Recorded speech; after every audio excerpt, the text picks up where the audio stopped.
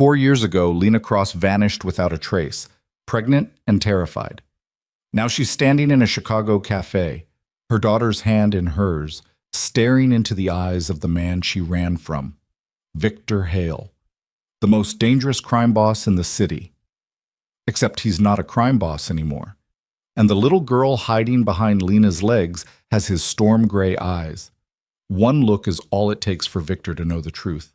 The child is his.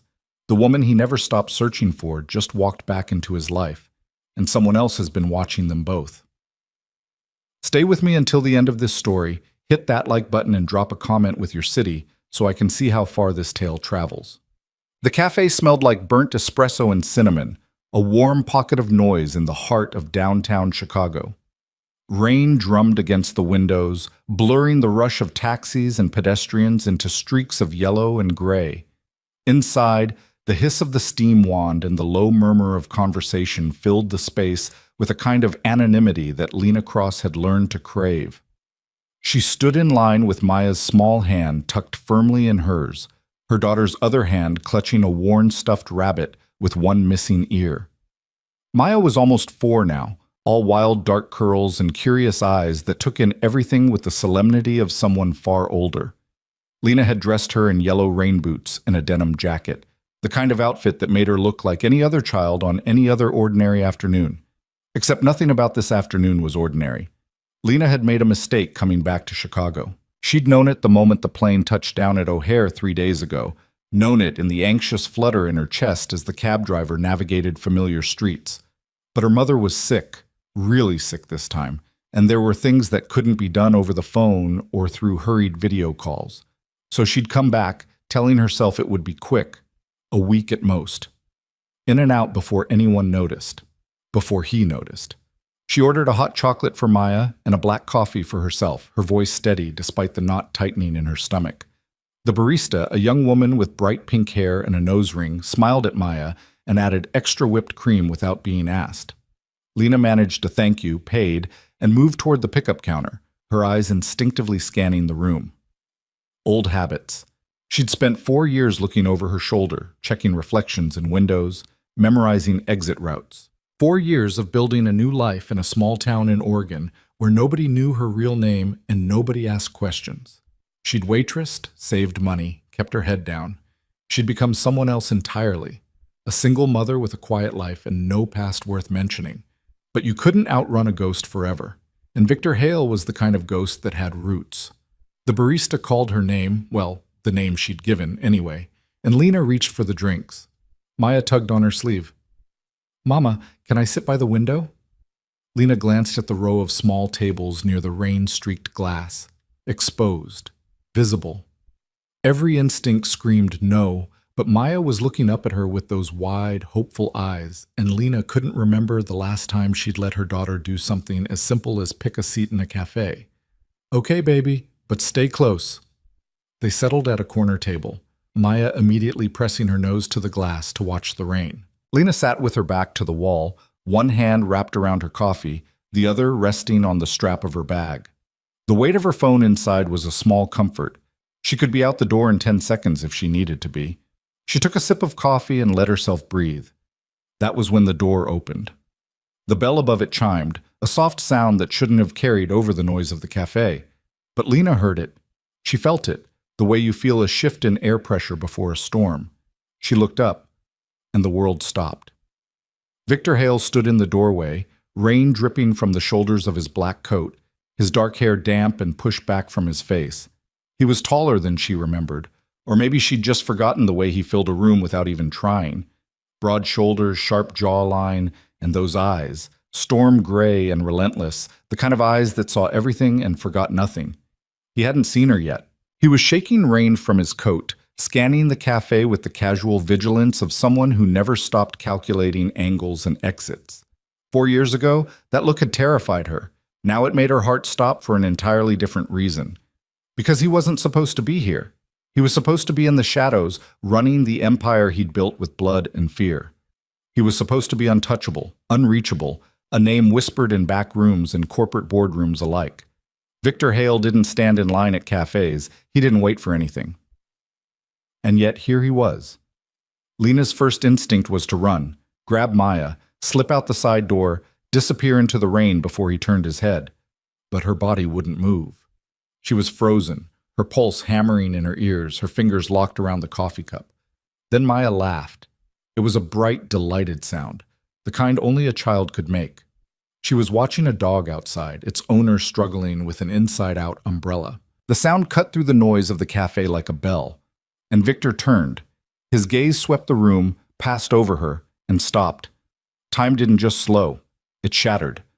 Lena watched the recognition move through him in stages, first confusion, as if his mind couldn't quite place the woman sitting in the corner, then shock, a visible tightening of his jaw, a stillness that came over him like a predator catching a scent, and then something else, something that looked almost like pain. He didn't move, didn't speak, just stared at her across the 20 feet of space and noise and rain-soaked strangers, his eyes locked on hers with an intensity that made her forget how to breathe.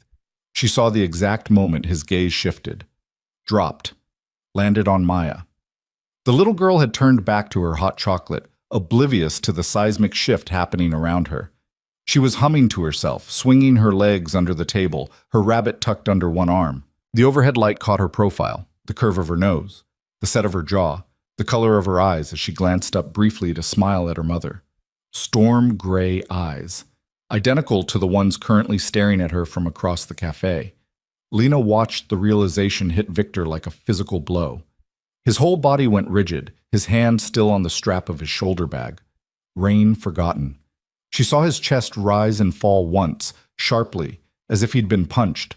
Saw the color drain from his face and then flood back, anger and confusion, and something she couldn't name all warring in his expression. He knew. One look. That was all it had taken. Lena's hands started to shake. She set down her coffee before she spilled it, her mind racing through options. The side door, the bathroom, the kitchen, maybe, if she could get past the counter. But Maya was singing now, something about rain and puddles, and Lena couldn't move without drawing attention, couldn't run without making a scene. And Victor was already walking toward her. He moved through the cafe like water, smooth and inevitable, his eyes never leaving hers. People stepped aside without realizing they were doing it, some ancient survival instinct clearing a path. Lena's heart slammed against her ribs. She wanted to grab Maya and bolt. She wanted to scream. She wanted to disappear into the floor. But she'd run once before, and it had brought her right back here. Victor stopped at their table. Up close, he looked different. Older, maybe, though he couldn't have been more than 35. There were new lines at the corners of his eyes, a tightness to his mouth that hadn't been there before. He was dressed simply, dark jeans, a charcoal sweater under his coat, nothing like the tailored suit she remembered. But the power was still there, coiled beneath his skin like a live wire. Lena.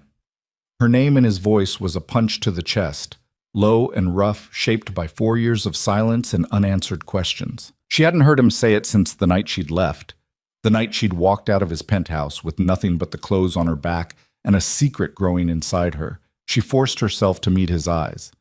Victor. Maya looked up, her gaze bouncing between them with open curiosity. Mama, who's that? The question hung in the air like smoke. Lena's throat closed.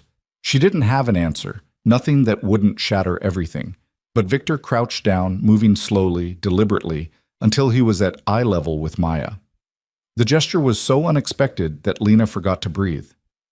Hi, he said softly. I'm an old friend of your mom's. Maya studied him with the seriousness of a judge. Then she held up her rabbit. This is Mr. Hops. He's missing an ear, but Mama says that makes him special. Victor's expression didn't change, but something flickered in his eyes, something raw and unguarded. Mr. Hops is very lucky to have you taking care of him. I take care of Mama too. She gets sad sometimes. Maya, Lena said quickly, her voice sharper than she intended. Finish your hot chocolate, baby. But Victor didn't look away from Maya. He was drinking her in, every detail, as if trying to memorize her face. And Lena knew what he was seeing. The dark curls that matched his own, the stubborn set of her chin, the way she tilted her head when she was thinking, exactly the way he did. The eyes, those storm gray eyes that left no room for doubt. Victor stood slowly, his gaze finally lifting to Lena's. The raw emotion there nearly broke her. Betrayal, rage, grief, and underneath it all, something that looked like hope struggling to stay alive. "We need to talk," he said quietly. "No." The word came out flat, final. "We don't. Lena, not here. Not now." She was shaking, her hands gripping the edge of the table. "You need to leave." "I'm not going anywhere." His voice was calm, but there was steel underneath. "Not until you tell me why my daughter doesn't know I exist." The words hit like a slap. Maya looked up sharply, confusion crossing her small face. Lena felt the world tilting, felt the careful walls she'd built over 4 years starting to crack. "Please," she whispered. "Victor, please. Not like this." Something in her voice must have reached him because he took a step back. But his eyes never left hers, and the promise in them was unmistakable. "This isn't over." "I'll be outside," he said. "Take your time.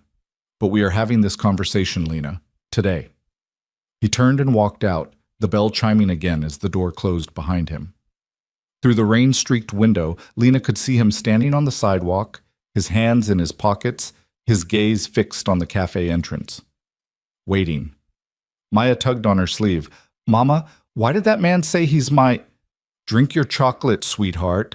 Lena's voice was shaking now, her whole body trembling with adrenaline and fear. "We need to go soon." But even as she said it, she knew there was nowhere to run. Not anymore. Because Victor Hale had found them, and he wasn't letting go. Lena managed to keep it together long enough to get Maya through her hot chocolate and out the door. The rain had lightened to a drizzle, the kind that hung in the air like mist. Victor was exactly where he'd said he'd be, leaning against a lamppost 15 feet from the cafe entrance, his coat collar turned up against the damp. He straightened when he saw them. Maya was chattering about the dog they'd seen earlier, oblivious to the tension crackling in the air. Lena gripped her hand tighter than necessary, her free hand already reaching for her phone. She could call a cab, get Maya to her mother's house, lock the doors and pretend this never happened, except Victor was already moving toward them. "Lena, please." The please nearly undid her. Victor Hale didn't say please. He gave orders, made demands, took what he wanted without asking. But there was something different in his voice now, something that sounded almost like desperation. "I have nothing to say to you," she said, hating how weak her voice sounded. "Then listen." He stopped a few feet away, careful not to crowd her. His eyes flicked to Maya, softened almost imperceptibly, then returned to Lena.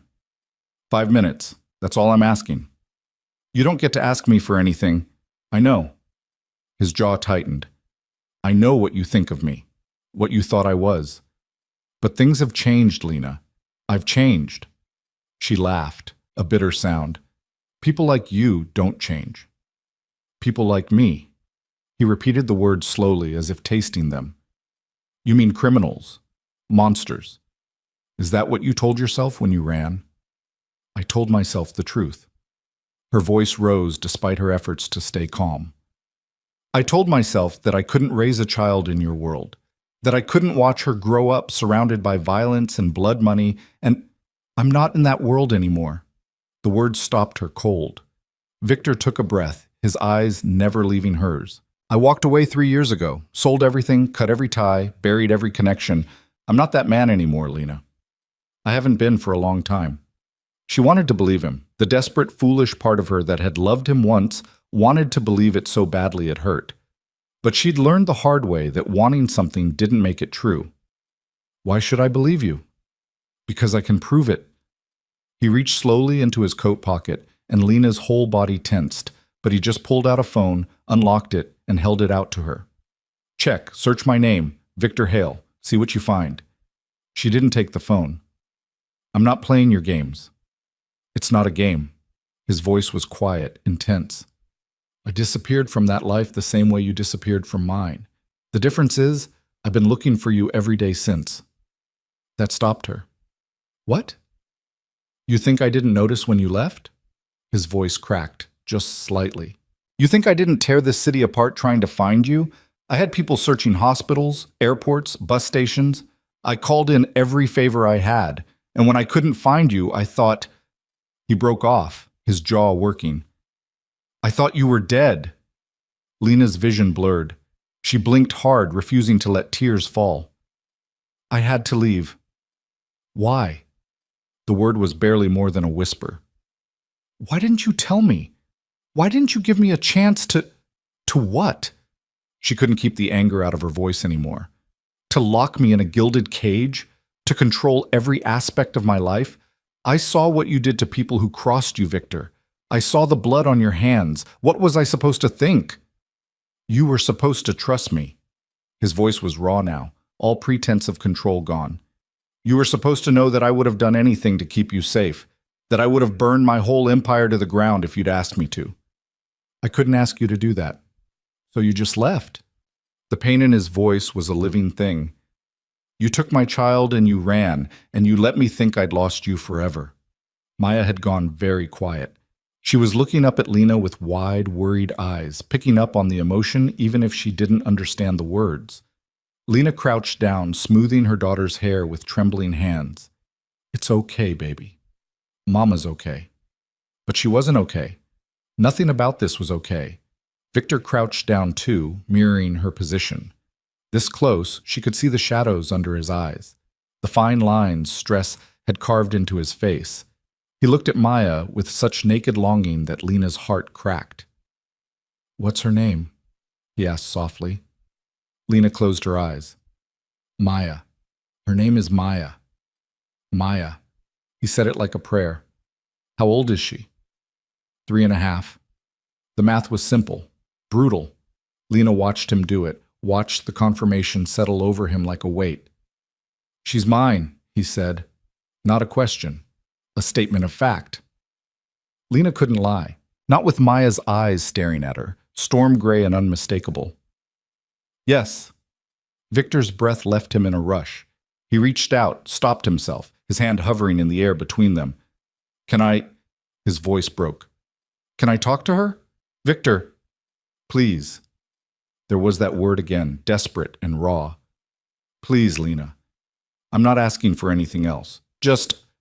let me talk to my daughter. The word daughter hung in the air like a bomb. Maya looked between them, her small face serious. Mama, is he really my daddy? The question shattered something inside Lena. She'd known this moment would come eventually. She'd planned for it, rehearsed answers in her head, tried to prepare herself. But nothing could have prepared her for the hope and fear and desperate love in her daughter's voice. Yes, baby, she whispered. He is. Maya turned to Victor, studying him with that solemn intensity she got when she was thinking hard about something. Then, without warning, she stepped forward and wrapped her small arms around his neck. Victor went completely still. For a moment, he just knelt there in the drizzle, this dangerous man brought to his knees by a child's embrace. Then, slowly, carefully, he wrapped his arms around her and pulled her close. His eyes closed, his face pressed into her dark curls, and Lena saw his shoulders shake with the force of emotion he was trying to contain. Hi, Daddy, Maya said simply, as if she'd been waiting her whole life to say those words. Victor's voice, when he spoke, was wrecked. Hi, sweetheart. Lena stood there on the sidewalk, watching her past and her present collide, and felt the last of her defenses crumble. She'd run to protect Maya from Victor's world. She'd built a new life on the foundation of that fear. But looking at them now, at the way Victor held their daughter like she was made of glass and starlight, at the way Maya's small hand curled trustingly in his, Lena realized that maybe she'd been protecting Maya from the wrong thing. Maybe the real danger wasn't Victor. Maybe it was the world she'd tried to build without him. Victor pulled back slowly, his hands still gentle on Maya's shoulders. You're so beautiful, he said softly. You look just like your mama. Mama says I have your eyes. His gaze flicked to Lena, sharp and searching. She does? Lena swallowed hard. I never lied to her about you. I didn't tell her everything. What did you tell her? That her father loved her very much. That he couldn't be with us, but that he would have if he could. Victor's jaw tightened. You were half right. Before Lena could respond, Maya tugged on Victor's sleeve. Do you really love me? More than anything in the world, he said without hesitation. I didn't know about you until today, Maya, but now that I do, I promise you, I'm never going away again. Victor, Lena started, alarm flaring, but Maya was beaming. Really? You'll stay? If your mama lets me, Victor said carefully, his eyes on Lena. But that's up to her. Lena wanted to scream. He'd just handed her all the power, made her the one who had to decide, and they both knew she couldn't say no. Not with Maya looking at her like that, hope shining in her storm-gray eyes. We can't do this on a sidewalk, she said finally. Not like this. Then where? Victor stood, lifting Maya easily into his arms. She went willingly, already curling against his chest like she belonged there. Your place? Mine? Neutral ground? I don't even know where you live. I have an apartment in River North, nothing like the penthouse. His voice was careful, controlled. I can send you the address, or we can meet somewhere public if that makes you more comfortable. Lena's mind raced. Her mother's house was out of the question. A public place felt wrong for the conversation they needed to have. And she sure as hell wasn't going to his apartment, neutral or not. There's a park, she said finally. Lincoln Park, near the zoo. Meet me there in an hour. Victor nodded, already setting Maya down carefully. Okay, Lincoln Park, 1 hour. Maya grabbed Lena's hand, then reached for Victor's. Will you walk with us? Victor looked at Lena, waiting for permission. Every instinct told her to say no, to grab Maya and run, to put as much distance between them and this dangerous, complicated man as possible. But Maya was looking up at her with such hope, and Victor was standing there like he was afraid to breathe, and Lena was so tired of running. Just to the corner, she said. Then we need to go.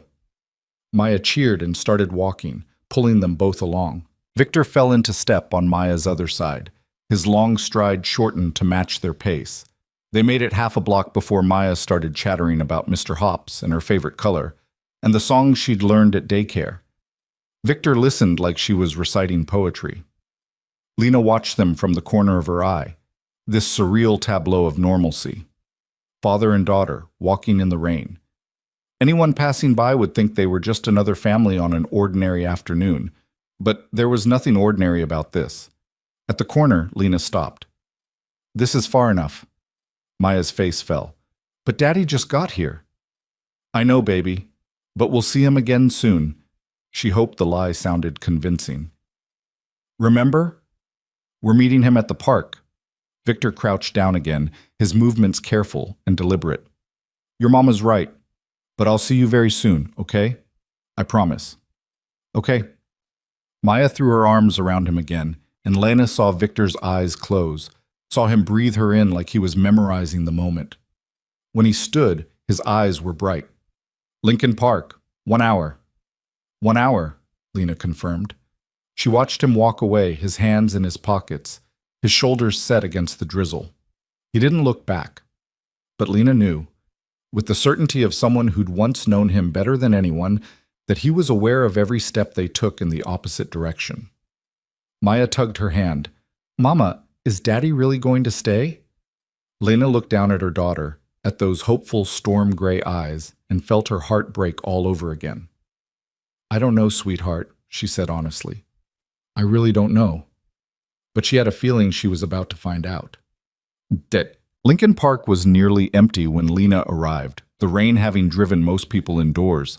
She'd taken Maya to her mother's house first, endured 20 minutes of questions she couldn't answer, and left her daughter in the care of a grandmother who clearly thought Lena had lost her mind. Maybe she had. She found Victor waiting by the lion statues near the zoo entrance, his coat collar still turned up, his dark hair damp from the drizzle. He saw her coming and straightened, his whole body tensing with an alertness that reminded her exactly who he used to be. Where's Maya? He asked immediately. With my mother. Safe. She stopped a few feet away, maintaining distance. We need to talk without her hearing. Victor nodded slowly. Okay, talk. Lena had spent the entire cab ride rehearsing what she wanted to say, but now that she was here, the words scattered like leaves. She wrapped her arms around herself, suddenly cold. Why did you really leave? Victor asked when she didn't speak. Not the reasons you told yourself, the real reason. Lena looked at him, really looked at him. At the man who'd once commanded an empire with a word, who'd made grown men tremble, who'd held the entire city in his palm. and saw for the first time the exhaustion beneath the control. "I was pregnant and terrified," she said quietly. "I'd watched you hurt people, Victor. I'd seen the things you were capable of, and I thought—" Her voice broke. "I thought that if I stayed, if I raised our child in that world, I'd be just as guilty as you were. So you ran. I survived." She lifted her chin. "I built a life for Maya. A good life. Safe. Normal. Everything I never had with you. And you think I couldn't have given her that?" His voice was rough. "You think I wouldn't have done anything to keep both of you safe? I think you would have tried to keep us locked in a tower somewhere, surrounded by guards, living in fear every single day. That's not safety, Victor. That's prison." He flinched. "Is that really what you think of me?" "It's what I knew of you." Lena's hands were shaking. She shoved them in her pockets. "You controlled everything, everyone. You didn't ask, you took. And I wouldn't let you do that to our daughter." Victor was silent for a long moment.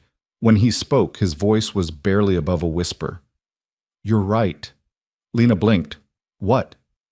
"You're right." He looked at her, and the pain in his eyes was raw, unguarded. "That's exactly who I was. I controlled everything because I was terrified of losing control. I hurt people because I thought it was the only way to stay on top. And I would have locked you in a tower if I thought it would keep you safe, because I didn't know any other way to love someone." The admission hung between them, stark and honest. "But I'm not that man anymore," Victor continued. "I haven't been for 3 years. I walked away from everything, the business, the violence, all of it. I rebuilt my life from nothing, and I've been searching for you every single day since, hoping that maybe, somehow, I could prove to you that I changed." "Why?" Lena's voice cracked. "Why did you change?" "Because losing you broke something in me." His voice was raw. "Because I realized too late that everything I'd built meant nothing without you. So I tore it all down and started over. I thought—" He laughed bitterly. "I thought if I became someone worthy of you, maybe I'd find you again. Maybe I'd get a second chance." Lena's vision blurred. "Victor? And now I find out I have a daughter." His voice broke on the word. "A 3-year-old daughter who doesn't know me, who's been living her whole life without me, and it's my fault, because I was the monster you ran from." "You weren't a monster." "Wasn't I?" He looked at her, and she saw the self-loathing there, the guilt. "You were terrified enough to disappear, terrified enough to raise our child alone rather than risk letting me near her. That's not the mark of a good man, Lena." "No," she agreed softly. "But maybe it's the mark of someone who could become one." Hope flickered in his eyes. "Are you saying you believe me? That I've changed?" "I'm saying I don't know." Lena wrapped her arms tighter around herself. "I want to believe you, Victor, but I spent 4 years building walls to keep you out. I can't just tear them down because you say you're different." "Then let me prove it." He took a step closer, stopped when she tensed. "Give me a chance to show you. Let me be part of Maya's life. Let me prove that I'm not the man you ran from. And if I say no?" Pain flashed across his face. "Then I'll walk away. I won't force my way into your life, Lena. I won't control you or threaten you or manipulate you. If you tell me to leave, I'll leave." "Just like that?" "Just like that." His voice was steady, but she could see the effort it cost him.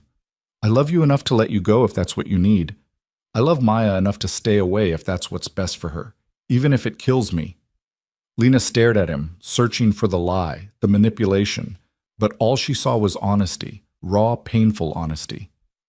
"I need time," she said finally. "I need to think." "How much time?" "I don't know, more than an hour in a park." She ran a hand through her hair. "This is my daughter's life we're talking about, Victor. I won't just throw you into it without being sure." "I understand." He nodded slowly.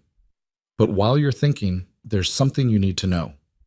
The shift in his tone made her stomach drop. "What?" "You said you came back to Chicago because your mother is sick. How many people knew you were coming?" What does that have to do with anything?" "How many people, Lena?" His voice had that edge now, that cold calculation she remembered. "Who knew you'd be here?" "Just my mom, and her neighbor maybe. I didn't exactly announce it. She frowned. Why? Victor pulled out his phone, unlocked it, and showed her a photo.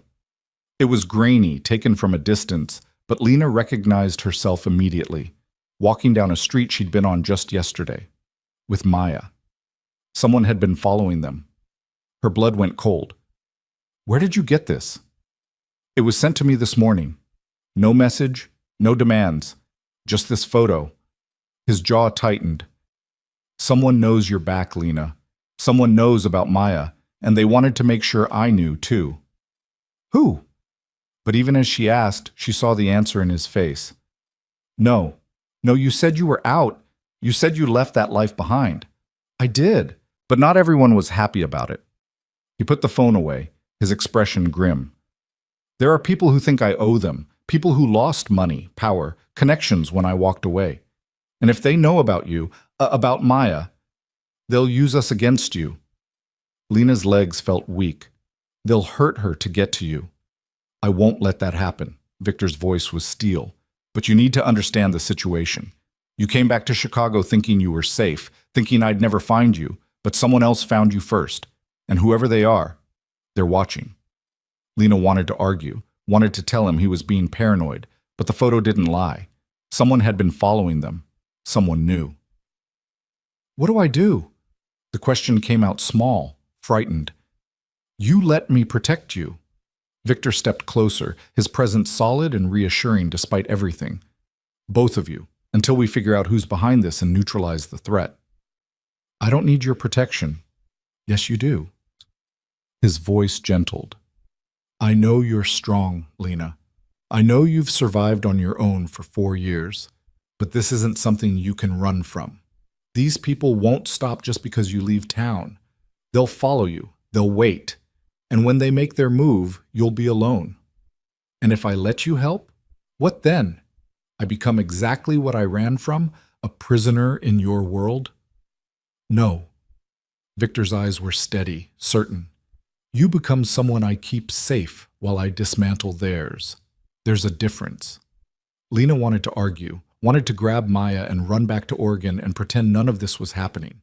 But she'd spent 4 years running, and it had brought her right back here. To the man she'd fled, to the danger she'd tried to escape, to the truth she'd been avoiding. I need to talk to my mother, she said finally. I need to get Maya somewhere safe. Bring them to my apartment, both of them. When she started to protest, he held up a hand. It's secure, Lena. No one knows about it except me. And it's big enough for all of you to have your own space. You don't have to trust me. You just have to trust that I'll do anything to keep Maya safe. This is insane. I know. A ghost of a smile crossed his face. But when has anything between us ever been sane? He had a point. Lena closed her eyes, weighing her options. She could run again, take Maya, and disappear into another small town, another quiet life. But whoever was watching them would follow. And next time, Victor might not be there to warn her. Or she could stay. Face the danger head on. Let the man she'd run from become the shield she'd tried to build on her own. 1 week, she said, opening her eyes. I'll give you 1 week to prove you're different, to prove you can protect us without controlling us. And if at any point I feel like we're in more danger with you than without you, we're gone. Fair enough, Victor nodded. 1 week. And you stay away from Maya until I'm sure this is safe. I won't have her caught in the crossfire. That one hurt him. She saw it in the way his jaw tightened, the way his hands clenched at his sides. But he nodded. Okay. Whatever you need. Lena pulled out her phone, already texting her mother. I'll pack some things and meet you at your place in 2 hours. Send me the address. I'll send a car. I'll take a cab. Lena, a cab, Victor. She met his eyes, firm. I'm doing this on my terms, not yours. He looked like he wanted to argue, but instead he just pulled out his phone and typed something. A second later, her phone buzzed with an address. 2 hours, he confirmed. I'll be waiting. He turned to leave, then stopped. Lena? Yeah? Thank you. His voice was rough with emotion. For giving me a chance, for trusting me enough to let me try. I'm not trusting you, she corrected. I'm trusting that you love Maya enough to keep her safe. There's a difference. I know. He looked at her for a long moment, and she saw everything he wasn't saying written in his eyes. But I'll take what I can get. Then he was gone, walking away through the drizzle, his figure disappearing into the gray afternoon. Lena stood there for a long time, her phone in her hand, the address burning on the screen. She'd run from Victor Hale once to protect her daughter. Now she was running straight back to him for the same reason. The irony wasn't lost on her, neither was the terror. But as she headed back to her mother's house to pack their lives into suitcases once again, Lena couldn't shake the feeling that she'd just made either the best decision of her life, or the worst. Only time would tell which. Victor's apartment was nothing like the penthouse Lena remembered. That place had been all glass and steel and sharp edges, a monument to power built 50 stories above the city. This was different, quieter. A converted loft in River North with exposed brick walls, hardwood floors worn smooth by time, and windows that looked out over the Chicago River instead of down at it. Lena stood in the doorway with her mother and Maya, 3 suitcases between them, and felt the weight of her decision settle over her like a coat. Victor was waiting in the main room, hands in his pockets, careful to keep his distance. He'd changed into a plain gray Henley and jeans, and the casual clothes made him look younger somehow. More human. Less like the crime lord she remembered, and more like just a man trying not to scare the people standing in his doorway. "Come in," he said quietly. "Please." Maya was already pulling away from Lena's hand, her eyes wide as she took in the space. "Mama, look how big it is!" "Maya, wait!" But her daughter was already exploring, her rain boots squeaking on the hardwood as she ran toward the windows. Lena's mother, Carol, stepped forward with the sharp, assessing gaze of someone who'd raised a daughter alone and didn't trust easily. She was thin from the illness, her face drawn, but her spine was steel. "So you're Victor Hale," she said, her voice cool. "Yes, ma'am." Victor met her gaze steadily. "Thank you for coming. I know this isn't easy." "Easy?" Carol's laugh was bitter. "My daughter disappears for 4 years with my granddaughter, and now she's back standing in the apartment of a man she ran from. No, Mr. Hale, this isn't easy." "Mom," Lena started. "It's okay." Victor's voice was calm. "She has every right to be angry. You both do." Carol studied him for a long moment, and Lena saw her mother doing what she'd always done, looking past the surface to the truth beneath. Whatever she found there must have surprised her, because her expression softened slightly. "Lena says you've changed," Carol said, "that you're not the man you were." "I'm not." "Prove it." She crossed her arms. "Because if you hurt my daughter or my granddaughter, I don't care what kind of power you used to have. I will make your life hell." A ghost of a smile crossed Victor's face. "I believe you." "Good." Carol turned to Lena. "Which room is mine?" "I need to lie down." Victor gestured toward a hallway. "Second door on the left. There's a private bathroom, and anything you need should be in the closet. If not, let me know."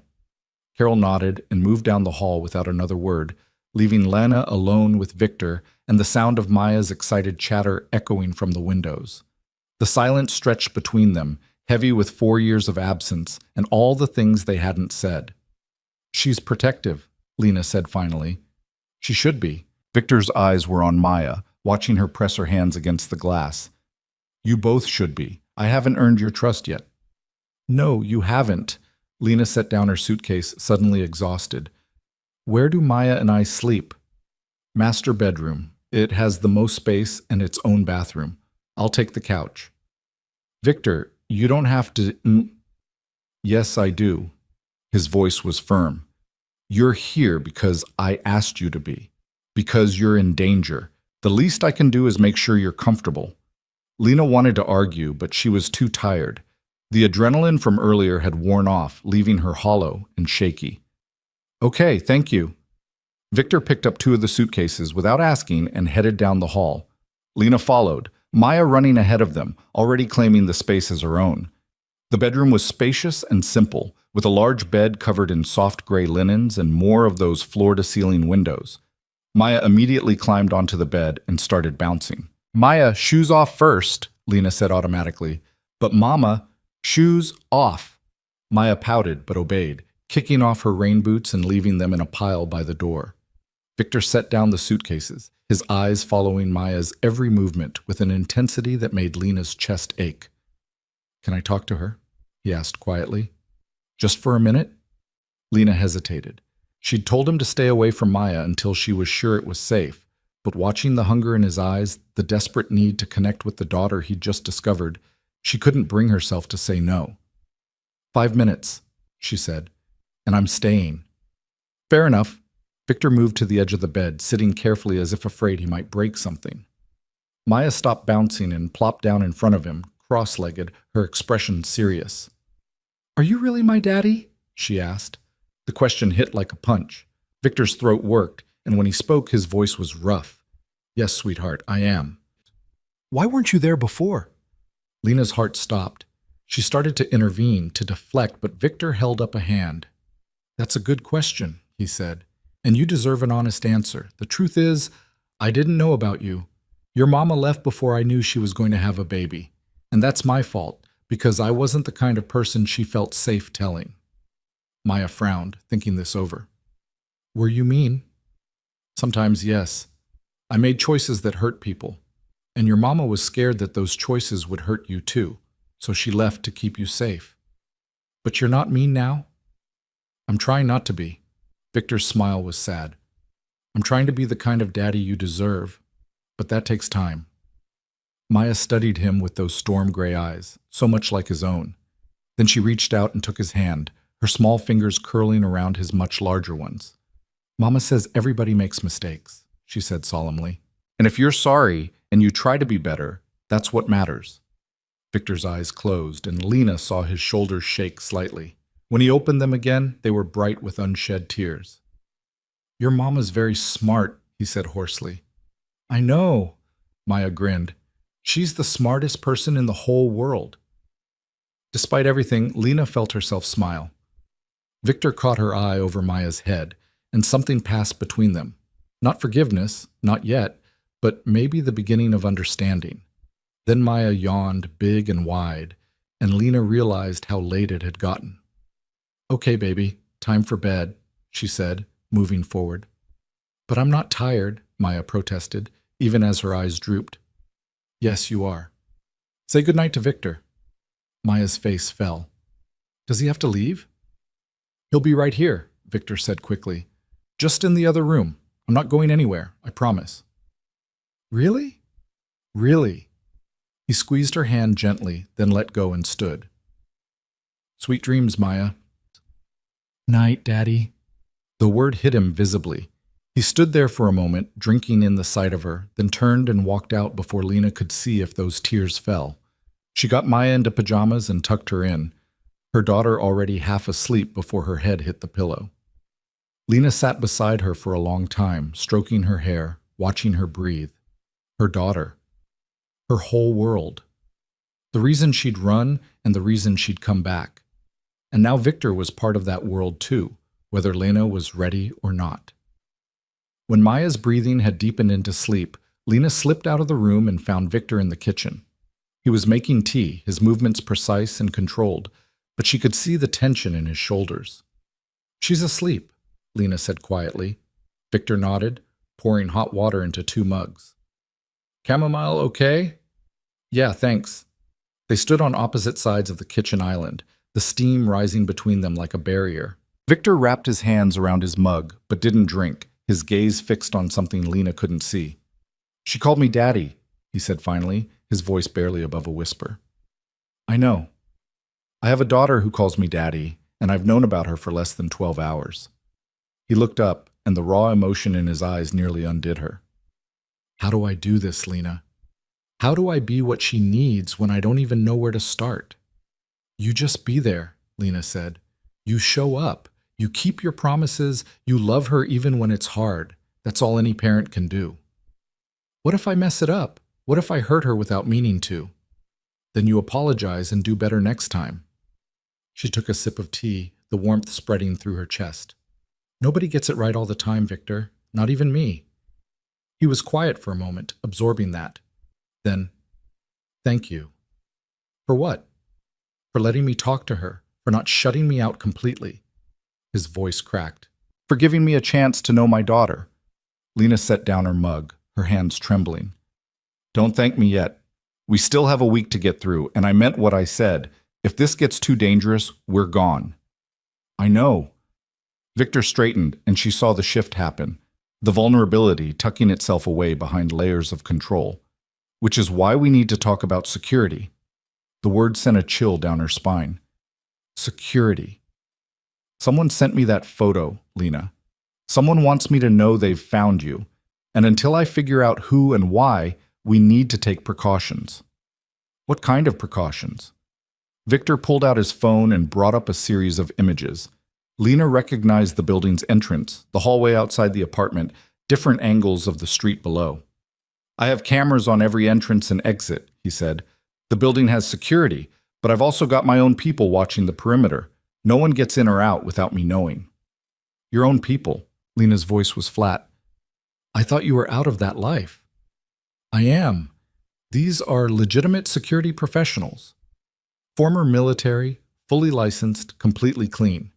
He met her eyes. I'm not taking chances with your safety, but I'm not using dirty methods to protect you either. Lena wanted to believe him, but the line between protection and control was so thin, and she'd seen Victor blur it before. What about when we leave the apartment? She asked. Maya has to go outside eventually. She can't be locked up. We'll have someone with you whenever you go out, discreet but present. You mean a bodyguard? I mean protection. Victor's jaw tightened. I know how this sounds. I know it feels like I'm trying to control you, but someone is watching you, Lena. Someone dangerous enough that they think they can use you against me. I need you to take this seriously. I am taking it seriously. Her voice rose despite her efforts to stay calm. But I also know what it's like to live in a cage, Victor. I did it for 2 years before I ran, and I won't do it again. This isn't a cage, isn't it? Cameras, guards, people watching my every move. How is that different from before? Because before I was keeping you locked away because I was selfish and possessive and terrified of losing you. His voice was raw now, honest. Now I'm trying to keep you alive. There's a difference. Lena closed her eyes, trying to breathe through the panic rising in her chest. I need air. Lena, I need air, Victor. Just give me a minute. She walked to the windows, pressing her forehead against the cool glass. Below, the city stretched out in a grid of lights, beautiful and indifferent. Somewhere out there, someone was watching, waiting, planning. And she'd walked right back into their crosshairs. Victor's reflection appeared in the glass beside her. He stood a careful distance away, not touching, just present. I'm sorry, he said quietly. I'm pushing too hard. Old habits. You think? But there was no heat in it. Lena was too tired to be angry. I'm trying to keep you safe, but I keep forgetting that you don't trust me to do it without taking over your life. He ran a hand through his hair, frustrated. I don't know how to protect people without controlling them. That's all I ever learned. Then you need to learn something new. Lena turned to face him. Because I won't live in fear, Victor. Not of whoever's out there, and not of you. What do you need from me? The question was simple, direct. Tell me what you need, and I'll do it. Lena thought about it, really thought. What did she need? To feel safe, yes, but also to feel free. To make her own choices. To know that staying here was her decision, not his. I need you to ask, not tell, she said finally. I need you to give me information and let me make my own choices about what to do with it. And I need you to respect those choices even when you disagree with them. Victor nodded slowly. Okay, I can do that. Can you? I'll try. He smiled wryly. I'll probably mess it up sometimes, but I'll try. It wasn't a promise of perfection, but it was honest, and right now honesty was all Lena had to hold on to. The photo you showed me earlier, she said, changing the subject. Do you know who sent it? Not yet, but I have people looking into it. He pulled out his phone again, brought up the image. It was sent from a burner phone, no identifying information, but the angle suggests it was taken from across the street, probably with a telephoto lens. So, someone professional, or someone with resources. Victor's expression darkened. There are 3 people I can think of who might do this. All of them have reason to want leverage over me. Who? Marcus Chen. He ran the gambling operations on the south side before I took over. When I walked away, he tried to reclaim his territory, but the power structure had changed. He lost a lot of money. Lena's stomach twisted. He blames you. He does. Second is Isabel Moretti. The name hit like ice water. Your fiancé. Ex-fiancé. Victor's voice was careful. We were never engaged, Lena. It was an arrangement between families, nothing more. Does she know that? She should. I made it very clear when I broke things off 3 years ago. But there was something in his voice, some hesitation that made Lena's instincts flare. But, she pressed. But Isabel doesn't take rejection well. She's called me a few times over the years, tried to arrange meetings. I've ignored all of it, but... He stopped, jaw tightening. But what, Victor? But 2 weeks ago, she showed up at my office, said she'd heard I was looking for someone, asked if she could help. Lena's blood went cold. You have an office. I thought you were out of business. I am. I run a legitimate security consulting firm now. Completely legal, mostly boring. But Isabel has connections. She would have heard if I was making inquiries about you. So she knows you've been looking for me. She knows I've been looking for someone. I never mentioned you by name. Victor set down his phone, his expression grim. But if she did some digging, if she connected the dots, she could have found me first and used the information to get close to you. Lena's mind raced. Who's the third person? Thomas Volkov, Russian mob connections, now legitimate, or as legitimate as people like us ever get. He lost a weapons deal when I shut down my operations. Cost him millions. And any of these people could have sent the photo. Yes, Victor met her eyes. But my money's on Isabel. Why? Because Marcus and Thomas would have made demands by now. They'd use you as leverage directly. Threats, ransom, something concrete. Isabel's style is more subtle. She'd want me to know she has information, that she's watching, without tipping her hand too early. Lena's hands were shaking. She set down her mug before she dropped it. What does she want? Me. The word was simple, brutal. She's always wanted me. And she doesn't understand that I'm not available. Because you're still in love with me? The question hung in the air between them, dangerous and loaded. Victor could have deflected, could have made it about Maya, about responsibility. But instead he looked at Lena with those storm-gray eyes and told her the truth. Yes, he said quietly. I never stopped. Lena's breath caught. She'd known, on some level. But hearing him say it out loud was different, harder. It made this all real in a way it hadn't been before. Victor, I'm not asking for anything, he said quickly. I'm not expecting you to feel the same way. I need you to know. Whatever happens, whatever you decide after this week, that's the truth. I love you. I've loved you since the day you walked into my office 4 years ago with that ridiculous optimism and those eyes that saw right through me. And I'll love you for the rest of my life, even if you never feel the same way again. Lena couldn't breathe, couldn't think, couldn't do anything but stand there and absorb the weight of his words. I need to check on Maya, she said finally, the words coming out strangled. Victor nodded, stepping back. Of course. She fled down the hall, her heart hammering, and slipped into the bedroom where her daughter slept peacefully, unaware of the chaos surrounding her. Lena stood there in the dark, watching Maya breathe, and tried to remember why she'd run in the first place. Because Victor was dangerous, because his world was violent, because she couldn't raise a child in the shadows. Except he wasn't in that world anymore. And the danger had found them anyway. And the man standing in his kitchen, laying his heart bare, was nothing like the one she'd run from. Lena pressed her hands to her face, trying to hold herself together. She'd built her entire life around the decision to leave Victor. Her identity, her choices, her carefully constructed walls, all of it was predicated on the belief that staying with him would have been wrong. But what if she'd been wrong? What if the man she'd run from and the man trying to protect her now were two completely different people? What if she'd wasted 4 years running from a ghost? A soft knock on the doorframe made her turn. Victor stood there, backlit by the hallway light, his expression uncertain. I'm sorry, he said quietly. I shouldn't have said that. Not now, not like this. You have enough to deal with without me putting my feelings on you. No, it's... Lena stopped, not sure what she was trying to say. It's okay. It's not. He leaned against the doorframe, careful not to enter the room.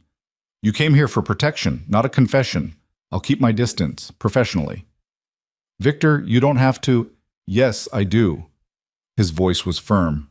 You asked me to respect your choices and give you space. I'm doing that. Whatever else I feel, it doesn't matter right now. Keeping you and Maya safe is the only thing that matters. He was giving her exactly what she'd asked for. Distance, respect, control over her own decisions. So why did it feel like a loss? Okay, she said softly. Thank you. Victor nodded and turned to go. But Lena's voice stopped him. Victor? Yeah? I don't... She stopped, searching for words. I don't know how I feel about you, about any of this, but I'm glad you told me, even if the timing's terrible. A small smile crossed his face. The timing's always been terrible with us. Yeah, it has. He left, and Lena was alone with her sleeping daughter and the ruins of every certainty she'd built over the past 4 years. She climbed into bed beside Maya, pulling her close, breathing in the familiar scent of her shampoo. This, at least, was real. Solid. No matter what happened with Victor, no matter what dangers were waiting outside these walls, Maya was hers, her daughter, her world. But as Lena closed her eyes and tried to sleep, she couldn't stop thinking about the way Victor had looked at Maya, the raw love in his eyes, the desperate need to be part of her life. And she couldn't stop thinking about his words. I never stopped loving you. Sleep was a long time coming. When Lena woke the next morning, sunlight was streaming through the windows and Maya was gone. Panic shot through her before she heard the sound of laughter from the main room, Maya's high, delighted giggle and Victor's deeper chuckle. She found them in the kitchen. Maya was perched on the counter in her pajamas, her hair a wild tangle of curls, watching Victor make pancakes. He tied one of his own shirts around her like an apron, the fabric swallowing her small frame, and she was covered in flour. Mama! Maya spotted her and waved. Daddy's teaching me to make pancakes! Lena's heart stuttered at the casual use of the word daddy at the domestic tableau in front of her. Victor looked up, a smudge of flour on his cheek, and the softness in his eyes made something crack open in her chest. Morning, he said. I hope you don't mind. She woke up early and I heard her wandering around, so I thought, it's fine. Lena's voice came out hoarse. She cleared her throat. It's good. Thank you. We're making chocolate chip pancakes, Maya announced proudly. With extra chips because Daddy says that's the only way to do it. Is that so? Victor shrugged, unapologetic. If you're going to make pancakes, make them right. Despite everything, Lena felt herself smile. This man, this dangerous, complicated man, was making chocolate chip pancakes with her daughter like it was the most natural thing in the world. Where's my mom? She asked. Still sleeping. I checked on her an hour ago. She seemed peaceful. Victor flipped a pancake expertly. There's coffee if you want it. Fresh pot. Lena poured herself a cup and sat at the island, watching them work. Victor was patient with Maya, letting her pour the batter even when half of it ended up on the counter, showing her how to know when to flip by watching for bubbles. He was good at this, she realized. The teaching, the gentleness. Like he'd been waiting his whole life for the chance to be someone's father. The thought made her chest ache. They ate together at the kitchen table, Maya chattering about her rabbit and her favorite color and 100 other things that 4-year-olds find fascinating. Victor listened to every word like she was revealing the secrets of the universe, asking questions, making her laugh. Lena sat there drinking her coffee and felt the walls she'd built start to crack. This was what she'd run from, this possibility, this dangerous hope that maybe, just maybe, they could be a family. But hope was a luxury she couldn't afford. Not with someone watching them, not with Isabel Moretti or Marcus Chen or Thomas Volkov waiting in the shadows. As if summoning the thought, Victor's phone buzzed. He glanced at it and his expression shifted, went hard and cold in a way that made Lena's stomach drop. What is it? She asked. Victor's eyes met hers across the table. I need to make a call. Can you... He gestured to Maya. Yeah, of course. Lena stood, her pulse racing. Come on, baby, let's go brush your teeth. But I'm not done with breakfast. Now, Maya. Something in her tone must have registered because Maya slid off her chair without further argument. Lena led her down the hall, her whole body tense, straining to hear Victor's voice. He was speaking quietly, too low for her to make out words. But the tone was unmistakable. Controlled fury wrapped around something that sounded like fear. By the time Lena got Maya settled with cartoons in the bedroom and made it back to the kitchen, Victor was off the phone. He was standing by the windows, his hands braced on the glass, his whole body radiating tension. What happened? Lena asked. Victor turned, and the look on his face made her blood run cold. That was my head of security, he said. Someone tried to access the building's service entrance 20 minutes ago. Used a stolen keycard. Would have made it inside if my people hadn't caught them. Who was it? We don't know yet. They ran before security could grab them. But Lena... He paused, his jaw working. They were carrying this. He held up his phone. On the screen was a photo of a stuffed rabbit.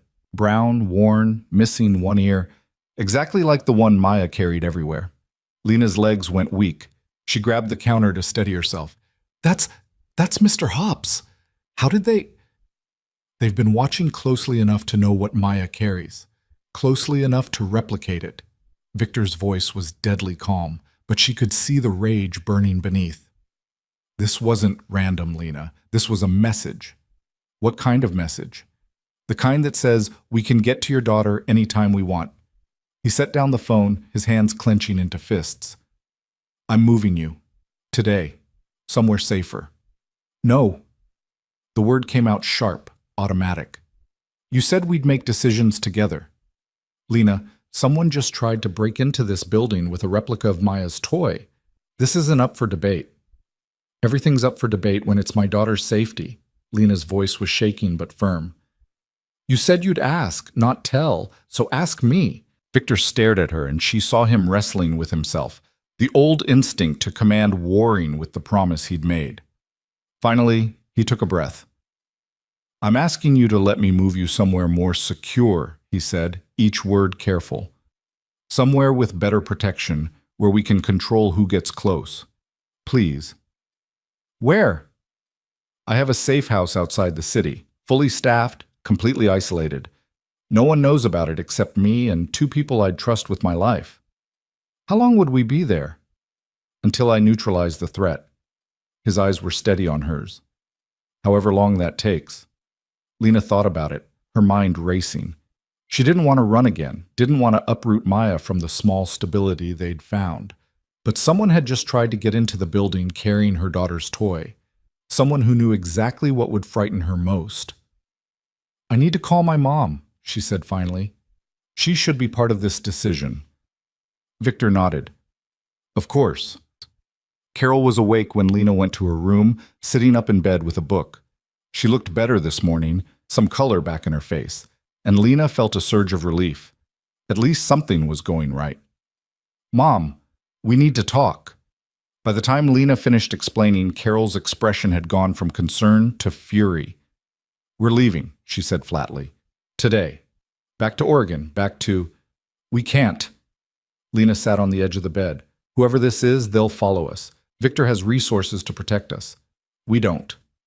Victor is the reason we're in danger in the first place. Maybe, or maybe I am, just by existing.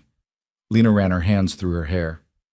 I don't know anymore, Mom, but I know that running didn't work the first time, and it won't work now. Carol studied her daughter with those sharp, knowing eyes. You still love him.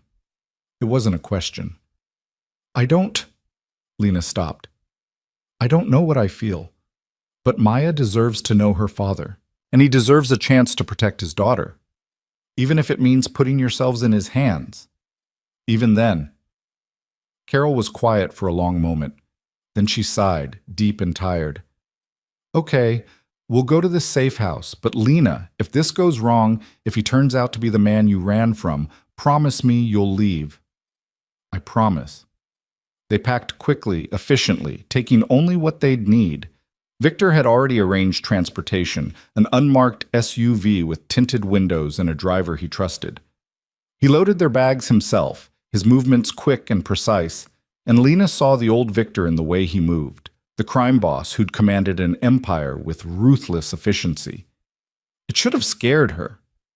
Instead, it made her feel oddly safe. They left within the hour, Maya buckled between Lena and Carol in the back seat, Victor in the front beside the driver. The city slid past outside the windows, familiar streets giving way to suburbs and then open highway. Maya fell asleep against Lena's shoulder, worn out from the early morning and the excitement. Carol stared out the window, her expression unreadable, and Lena sat there between her mother and her daughter, watching the back of Victor's head, and wondered what the hell she was doing. Trusting a man she'd run from, moving to a safe house she'd never seen, putting her daughter's life in the hands of someone who used to solve problems with violence. But when Victor turned to check on them, when his eyes met hers with such fierce protectiveness, Lena felt something shift inside her. Maybe trust wasn't about being certain. Maybe it was about taking a leap and hoping someone would catch you. "How much further?" she asked quietly. "Another hour," Victor said. "Try to rest." Lena closed her eyes and leaned her head back, Maya's warm weight against her side, and tried not to think about what came next. Tried not to think about Isabel Moretti or Marcus Chen or Thomas Volkov. Tried not to think about the fact that someone out there wanted to use her daughter as leverage. And tried very hard not to think about the way her heart had jumped when Victor said, "I never stopped loving you." 1 week, she'd promised him. 4 days left to see if the man she'd run from could become the man she needed. 4 days to figure out if trust was even possible. Outside the window, the city disappeared behind them, and Lena felt like she was falling, into danger, into hope, into something she couldn't name.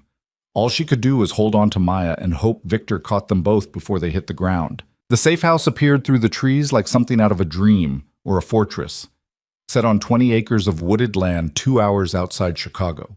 It was a modern structure of glass and stone that somehow managed to look both elegant and impenetrable. High walls surrounded the perimeter, cameras visible at regular intervals, and Lena counted at least 3 security personnel before they even reached the gate. Victor's driver spoke into a comm system, and the heavy iron gate swung open silently. They drove up a winding driveway flanked by towering oaks, their bare branches stark against the gray winter sky.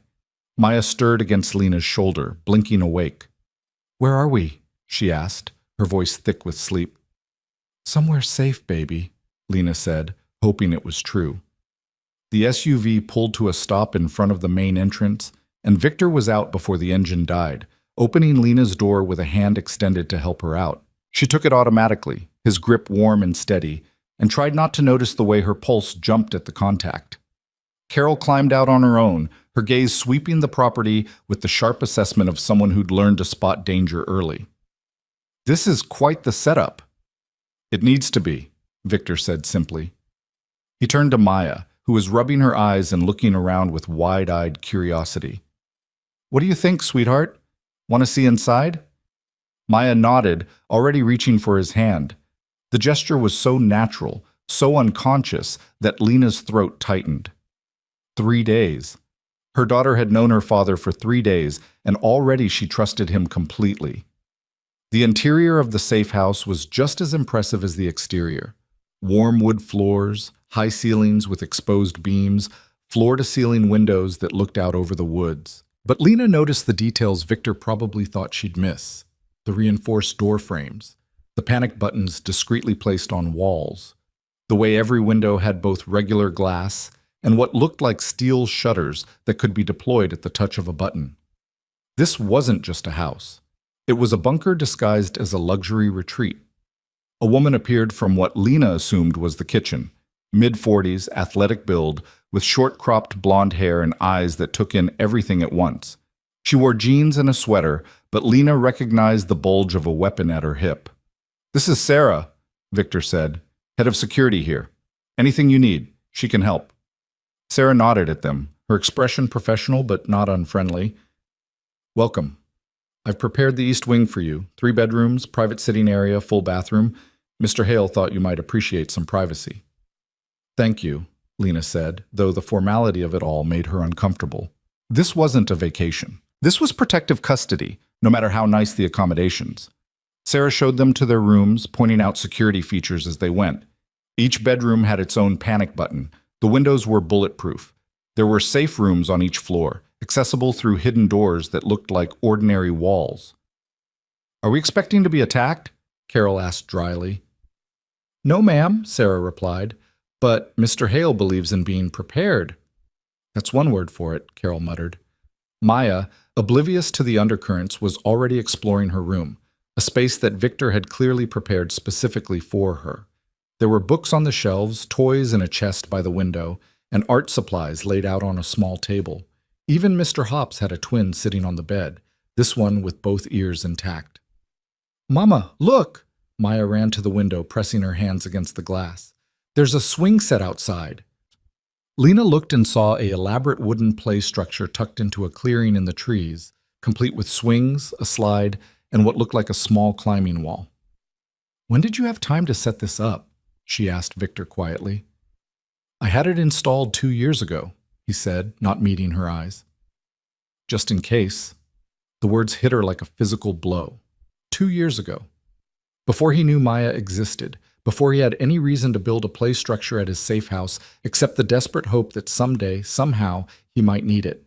He'd been preparing for a child he didn't know he had, for a family he'd lost.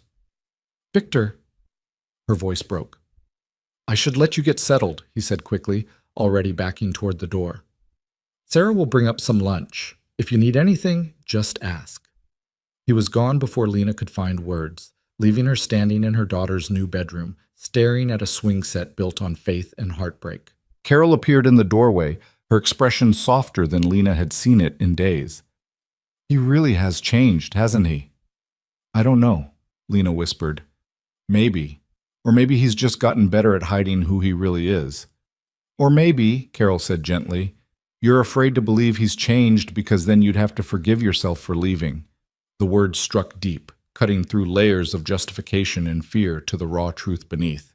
Lena had spent 4 years telling herself she'd done the right thing, that leaving had been necessary, that Victor was too dangerous, too controlling, too lost in his criminal world to ever be the man she needed. But if he'd changed, if he really had walked away from that life and rebuilt himself into someone worthy of being a father, then what did that say about her decision to run? "I need some air," Lena said. She found Victor on the back deck, leaning against the railing, staring out at the woods. The afternoon light filtered through the bare branches, casting long shadows across the snow-dusted ground. He didn't turn when she approached, but she saw his shoulders tense. "The play structure," she said. "Why?" Victor was quiet for a long moment. When he spoke, his voice was rough. "Because I kept thinking about you, about what you might be doing, where you might be. And I thought, if you had a child, they'd need somewhere safe to play, somewhere they could be a kid without being afraid. You didn't know about Maya." "No, but I hoped." He turned to face her, and the vulnerability in his eyes nearly broke her. "I hoped that somewhere out there you were building a life, maybe with someone else, maybe alone. And I thought if I ever found you, if you ever came back, I wanted to have something to offer. Not money or power or any of the things I used to think mattered, just safety, a place where a child could be happy." Lena's vision blurred. "You built a swing set on hope. I built a lot of things on hope." His smile was sad. "This whole house, actually. Bought it 3 years ago, right after I walked away from everything. Told myself it was an investment, a backup plan. But really, I was building a place for you to come home to." "Victor, I can't—" She stopped, not sure what she was trying to say. "I can't be responsible for your hope. It's too much." "I'm not asking you to be." He took a step closer, careful not to crowd her. "I'm just being honest. You asked me once what I wanted, and I'm telling you. I want you and Maya to be safe. I want to be part of my daughter's life. And I want—" He broke off, jaw working. "I want the chance to prove that I'm not the man you ran from anymore." "You keep saying that, but what if you are?" Lena's voice shook. "What if underneath all this, the safe house, the legitimate business, the gentleness with Maya, you're still the same person who solved problems with violence? What happens when the threat is neutralized and we don't need your protection anymore? Do you just let us go?" Victor flinched like she'd hit him. "If that's what you want, yes." "I don't believe you." Then ask me. His voice was steady now, controlled. Ask me anything. Test me, push me. Do whatever you need to do to believe that I mean what I say. Lena stared at him, this complicated, dangerous man who was offering her his heart like it was something fragile. And she realized that she did want to test him, wanted to find the crack in the facade, the moment where control would override respect and she could justify her fear. Tell me about Isabel Moretti, she said. Victor's expression shuddered. What do you want to know? Everything. Who is she? What did she mean to you, and why do you think she's the one behind this? He was quiet for a moment, choosing his words carefully. Isabel's family has been in organized crime for 3 generations. Her father ran most of the North Side operations before I consolidated power. The engagement was his idea, a way to unite territories, strengthen alliances. I was 28 and stupid enough to think business arrangements were how empires were built. Did you love her? No.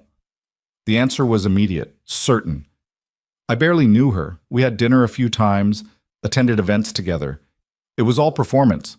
But Isabel... He stopped, his jaw tightening. Isabel wanted it to be real. She started talking about marriage like it was happening, making plans involving her family, and I let it go on too long because breaking it off would have caused problems I didn't want to deal with. Until you met me. Until I met you, he confirmed. And suddenly all those business arrangements and strategic alliances felt like cages. I ended things with Isabel 2 weeks after you started working for me. Told her it was over, that there would never be anything between us. How did she take it? Victor's laugh was bitter, about as well as you'd expect. She called me every name in the book, threatened to have her father come after me, swore she'd make me regret it. But I thought, once she cooled down, she'd move on, find someone else. That was 3 years ago, and she's still calling. Lena's stomach twisted. She's obsessed with you. She's obsessed with what I represented. Power, control, the ability to command a room with a word. He met Lena's eyes. She doesn't know who I actually am. She never did. But I did? You did? He said softly. You saw past all the performance to the person underneath, and you weren't impressed. Despite everything, Lena felt herself smile. You were arrogant and controlling and used to getting your way. I was, he agreed, and you called me on it. Every single time. Do you know how rare that was? How terrifying and exhilarating it was to be with someone who wouldn't let me hide behind power? Is that why you fell in love with me? Because I challenged you?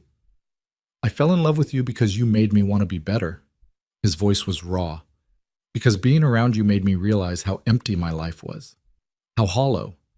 I'd built this empire, commanded this respect, had everything I thought I wanted, and then you walked in with your ridiculous optimism and your refusal to be intimidated, and suddenly none of it mattered. The only thing that mattered was being worthy of you. Lena's chest ached. She remembered that version of Victor, the one who'd started leaving work early to have dinner with her, who'd asked about her day like he actually cared, who'd looked at her like she was the most important thing in his world. She'd fallen in love with that man, the one who existed in the spaces between the violence and the power plays. But she'd also seen the other side, the cold fury when someone crossed him, the calculated cruelty he could deploy with surgical precision, the way he'd lock her in the penthouse for days at a time when he decided the streets were too dangerous. I saw you hurt people, she said quietly. I watched you give orders that ended lives. How do I reconcile that with the man making pancakes with our daughter? You don't. Victor's voice was steady. That man existed. Those things happened. I can't erase my past, Lena. All I can do is build something different in the present. And if Isabel forces you back into that world, if protecting us means becoming that man again, then I'll do what needs to be done. His eyes were hard now, unflinching. But I won't enjoy it, and I won't let it consume me the way it did before, because I have something to come back to now. Someone to come back to. Before Lena could respond, Sarah appeared in the doorway. Mr. Hale, you need to see this. The shift was instant. Victor's whole body went on alert, his expression hardening into something cold and focused. What is it? Security footage from the city apartment 30 minutes ago. They followed Sarah into a room that Lena hadn't seen before. A full security center with monitors covering every angle of the safe house and apparently Victor's apartment in the city. Sarah pulled up footage on the largest screen, and Lena's blood ran cold. A woman was standing in front of Victor's building, staring directly up at the camera. She was striking, dark hair, crimson lips, wearing a coat that probably cost more than Lena made in 6 months. And she was smiling. "Isabel," Victor said, his voice flat. The woman on screen raised her hand in a small wave, then turned and walked away, disappearing into the crowd. "She knows we left," Lena said, her voice shaking. "She knows we're not there. She's sending a message." Victor's jaw was tight. "She wants me to know she can find us whenever she wants." "Can she?" Carol's voice came from the doorway.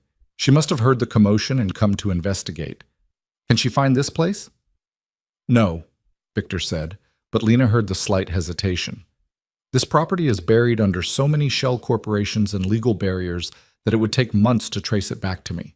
And Isabel doesn't have that kind of patience." "What does she have?" Lena asked. Victor turned to look at her, and something in his expression made her stomach drop. "Connections. Money.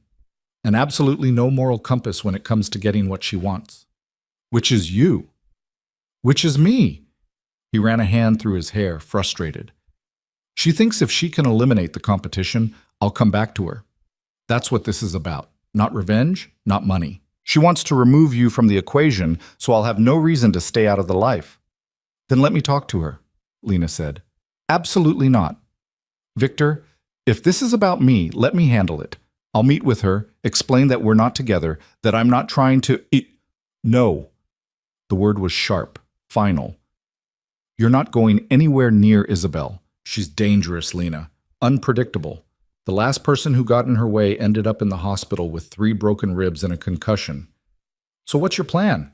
Hide here forever? Wait for her to get bored and move on?" "My plan is to make it very clear that you and Maya are off limits." Victor's voice was cold now, the businessman she remembered. "I have leverage on Isabel. Information her family wouldn't want public. I've been avoiding using it because I didn't want to start a war. But if she's threatening my daughter, don't." Lena grabbed his arm. "Don't start something you can't control.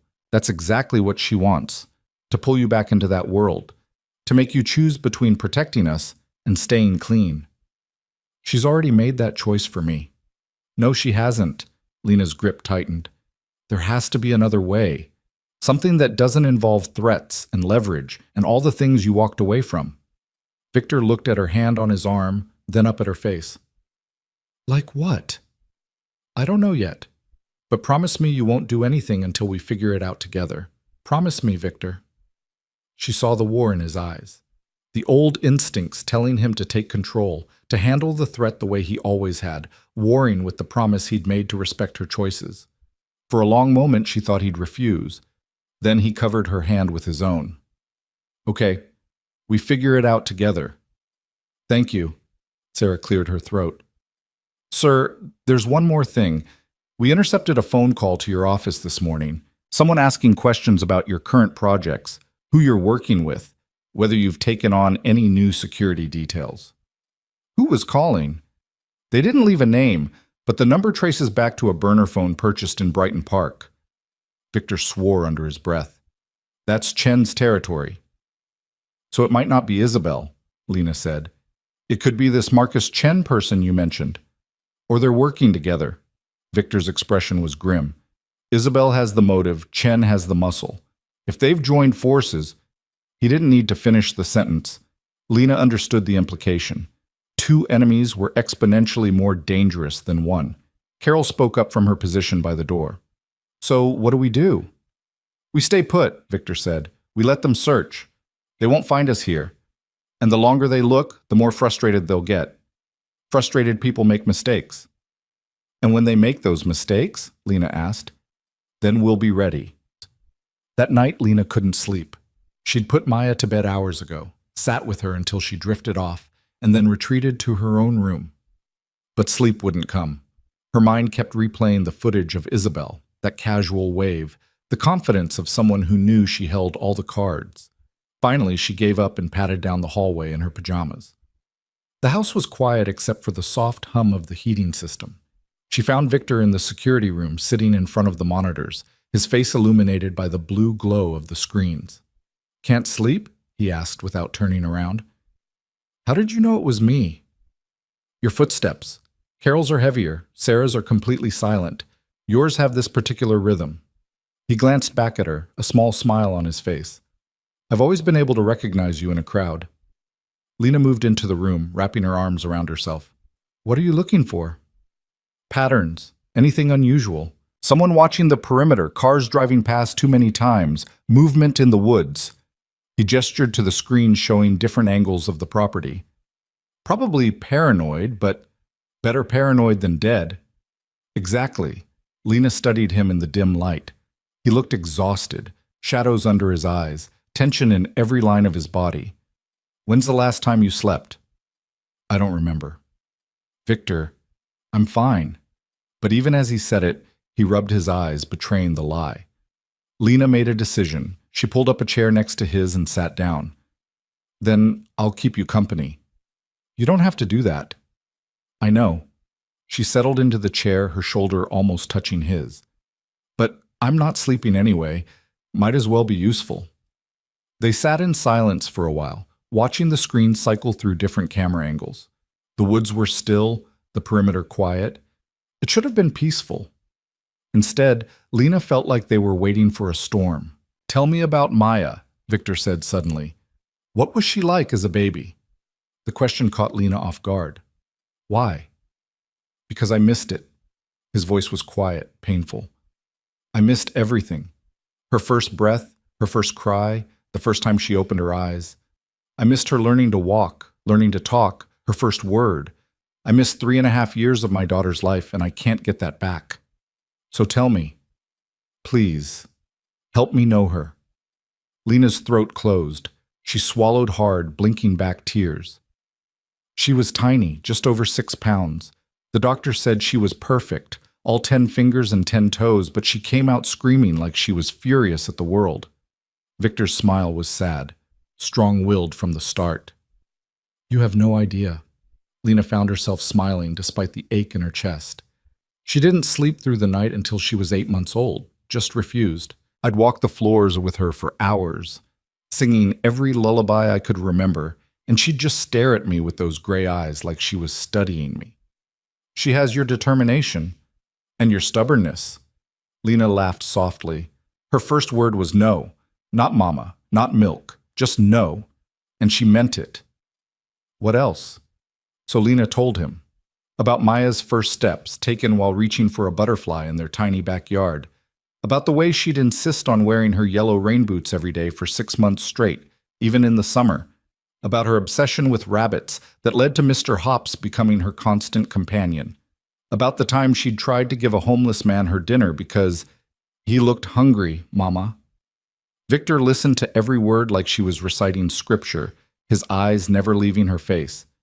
And Lena realized this was its own kind of intimacy, sharing the pieces of their daughter's life, building a bridge across 4 years of absence with stories and memories. She sounds incredible, Victor said when Lena finally ran out of words. She is. She's the best thing I've ever done. You've done an amazing job with her, alone, under impossible circumstances. She's happy and healthy and kind, and that's all you. It's all us, Lena corrected softly. She has your eyes, your smile, the way you tilt your head when you're thinking. She's part of both of us, Victor, whether we were together or not. He was quiet for a moment. Then, do you regret it, having her? Never, not for a single second. Even though it meant doing it alone? Even though I wasn't there?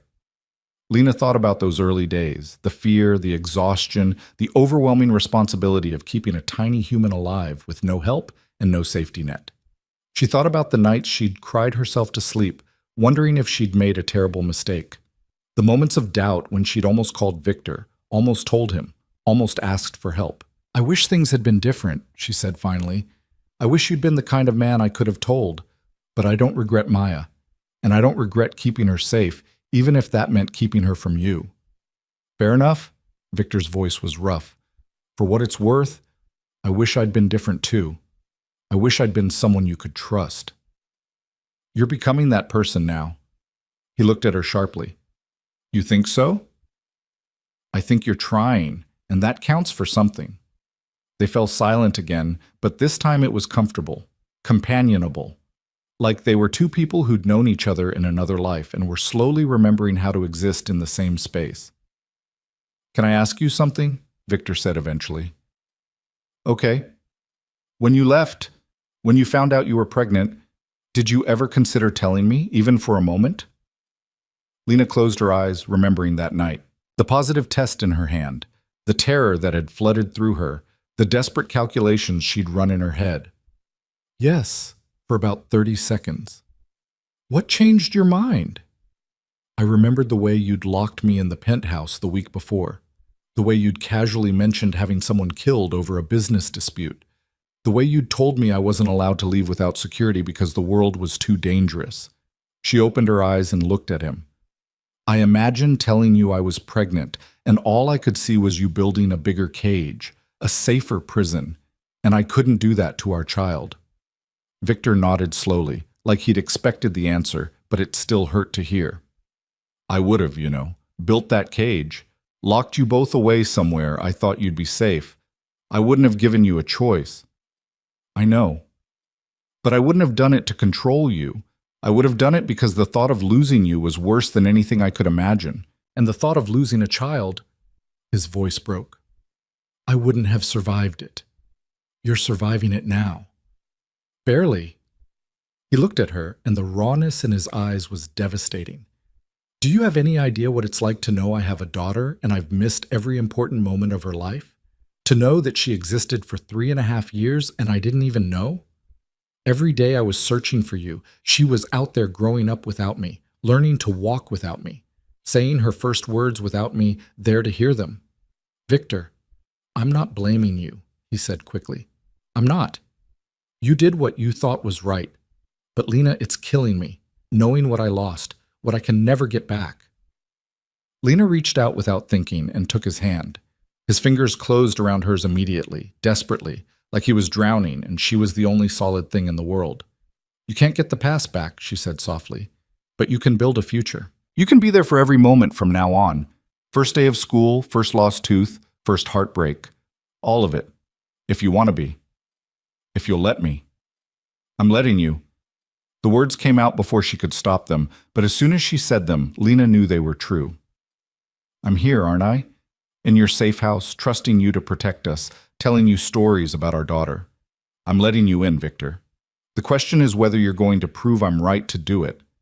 He lifted her hand to his lips and pressed a kiss to her knuckles, the gesture so tender it made her chest ache. "I won't let you down. Either of you. I swear it." "Don't swear, just do it." "Okay." He lowered her hand but didn't let go. "Okay?" They sat like that for a long time, hands linked, watching the monitors cycle through their endless surveillance. And somewhere in the quiet darkness of the safe house, with danger circling outside and the future uncertain, Lena felt something shift inside her. Not forgiveness, not yet, but maybe the beginning of trust. And for now, that was enough. The attack came at dawn. Lena woke to the sound of alarms, loud and insistent, cutting through the quiet of the safe house like a knife. She was on her feet before her brain fully caught up, already moving toward Maya's room when Victor appeared in her doorway. "Stay here," he said, his voice hard and controlled. "Lock the door. Don't open it for anyone but me or Sarah." "What's happening?" "Someone triggered the perimeter sensors. Could be an animal, could be a person. Either way, I'm not taking chances." He was already moving down the hall, speaking into a comm unit clipped to his shirt. "Sarah, status." Lena couldn't hear the response, but she saw Victor's expression tighten. He glanced back at her. "Lock the door." Then he was gone, his footsteps silent despite his speed. Lena ran to Maya's room and found her sitting up in bed, wide-eyed and scared. "Mama, what's that noise?" "Just an alarm, baby. Everything's okay." Lena scooped her up, grabbed Mr. Hops, and carried her back to the master bedroom. She locked the door like Victor had ordered, then carried Maya into the bathroom and locked that door too. "Are we playing hide and seek?" Maya asked, her voice small. "Something like that." Lena set her down and knelt in front of her, trying to keep her voice calm. "We're going to stay very quiet in here for a little while, okay? Can you do that for me?" Maya nodded, clutching Mr. Hops to her chest. Carol appeared at the bathroom door. She must have come through the connecting door between their rooms. Her face was pale but composed. "What's going on?" "I don't know." Victor said to stay here and lock the doors. They huddled together in the bathroom, Maya between them, and waited. The alarms cut off suddenly, leaving behind a silence that was somehow worse. Lena's heart hammered against her ribs. She pulled out her phone, checking for messages from Victor, but there was nothing. Minutes crawled by like hours. Then, finally, her phone buzzed. False alarm. Deer crossed the sensors, all clear. Lena sagged with relief, but something about the message felt off. The phrasing was too formal, too clean. Victor would have called, would have come back in person to tell them everything was okay. She showed the message to Carol, who frowned. "That doesn't sound like him." "No, it doesn't." They stayed in the bathroom, waiting until Lena heard footsteps in the hallway.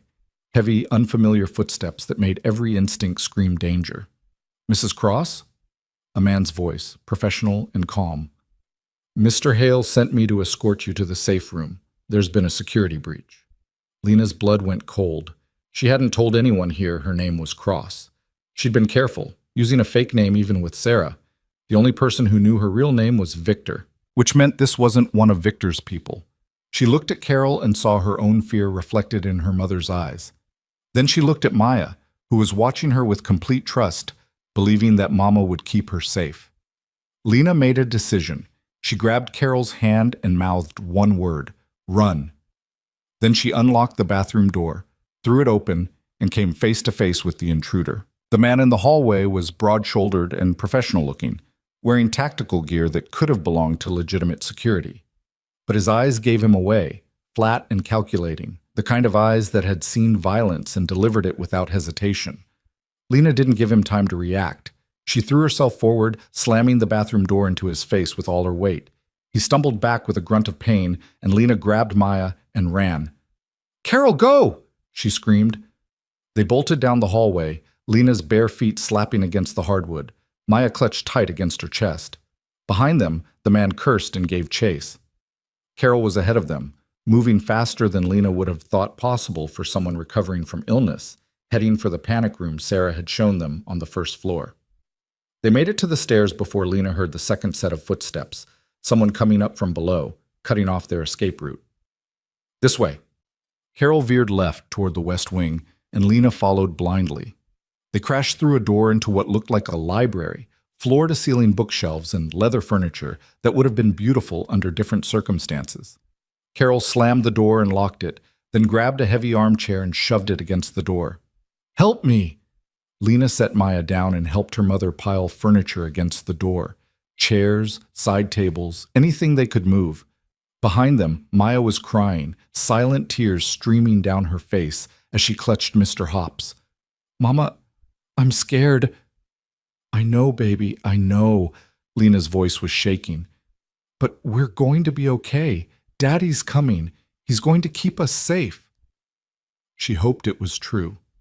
The door handle rattled. Then a voice came through, calm and female and utterly terrifying in its composure. "Mrs. Cross, this is getting tedious. Open the door and no one needs to get hurt." "Isabel."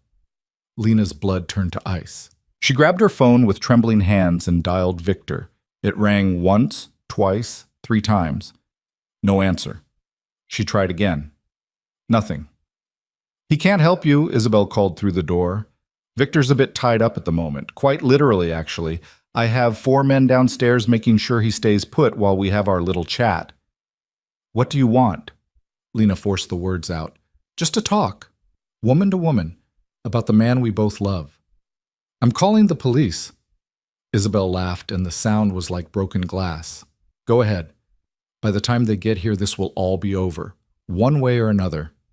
Carol was already on her phone dialing 911, whispering urgent details to the dispatcher, but Lena knew Isabel was right.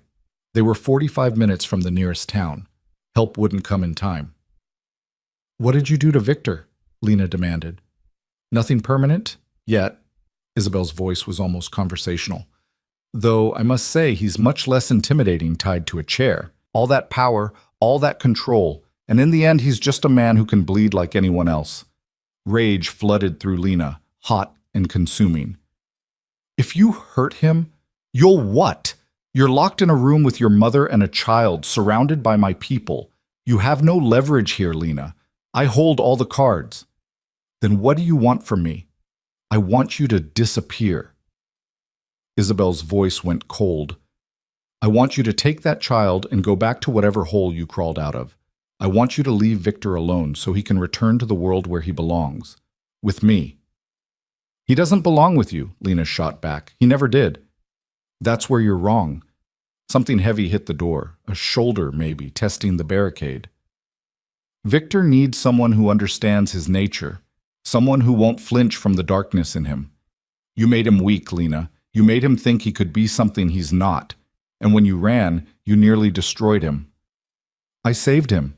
You abandoned him. The composure cracked, raw fury bleeding through. He spent 3 years tearing himself apart looking for you, building a life he thought you'd want, becoming someone he thought would be worthy of you. And for what? So you could show up with his child and make him grovel for scraps of your attention? That's not what happened. Isn't it? Another hit against the door. The barricade shifted slightly. He's told you he loves you, hasn't he? Begged for a chance to prove himself? And you've kept him at arm's length, using his daughter as leverage, making him jump through hoops like a trained dog. It's pathetic. Lena's hands were shaking with fury now. You don't know anything about us. I know Victor deserves better than someone who runs when things get difficult. I know he needs a partner who won't judge him for his past. And I know that you're standing between him and the life he should have had. The door shuddered as something heavier hit it, a battering ram maybe. The furniture barricade wouldn't hold much longer. Carol grabbed Lena's arm. The windows. Can we break them? Lena ran to the nearest window and looked out. They were on the second floor, too high to jump safely with Maya. But there was a ledge below, and beyond that, a balcony on the first floor. If they could get down to the ledge, they might be able to reach the balcony and get back inside on a different floor. It was insane. Dangerous. But staying here meant facing Isabel and whatever she had planned.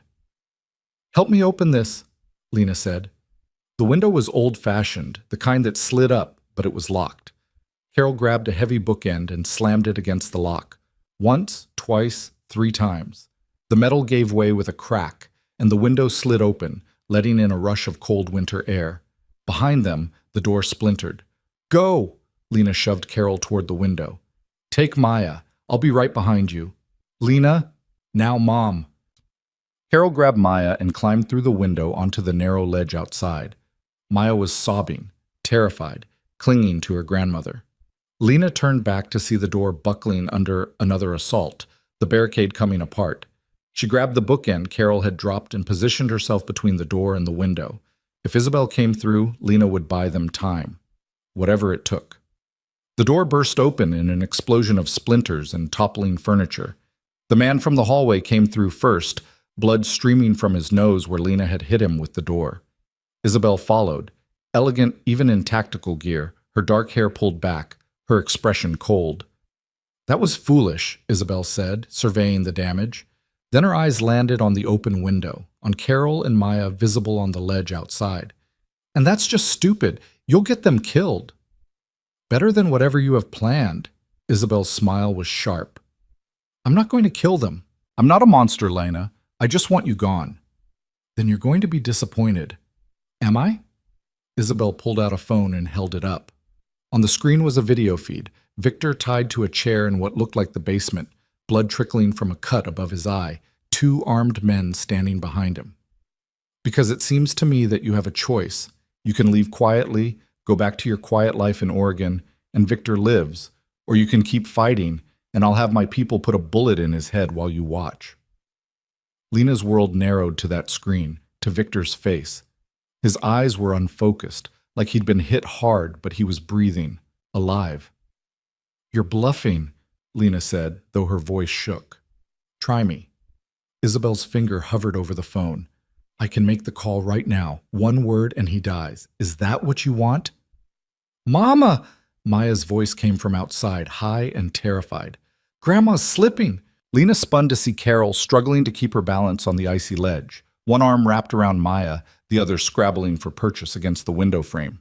Her face was white, her breath coming in harsh gasps. Time seemed to split. Lena could see both paths laid out in front of her with terrible clarity.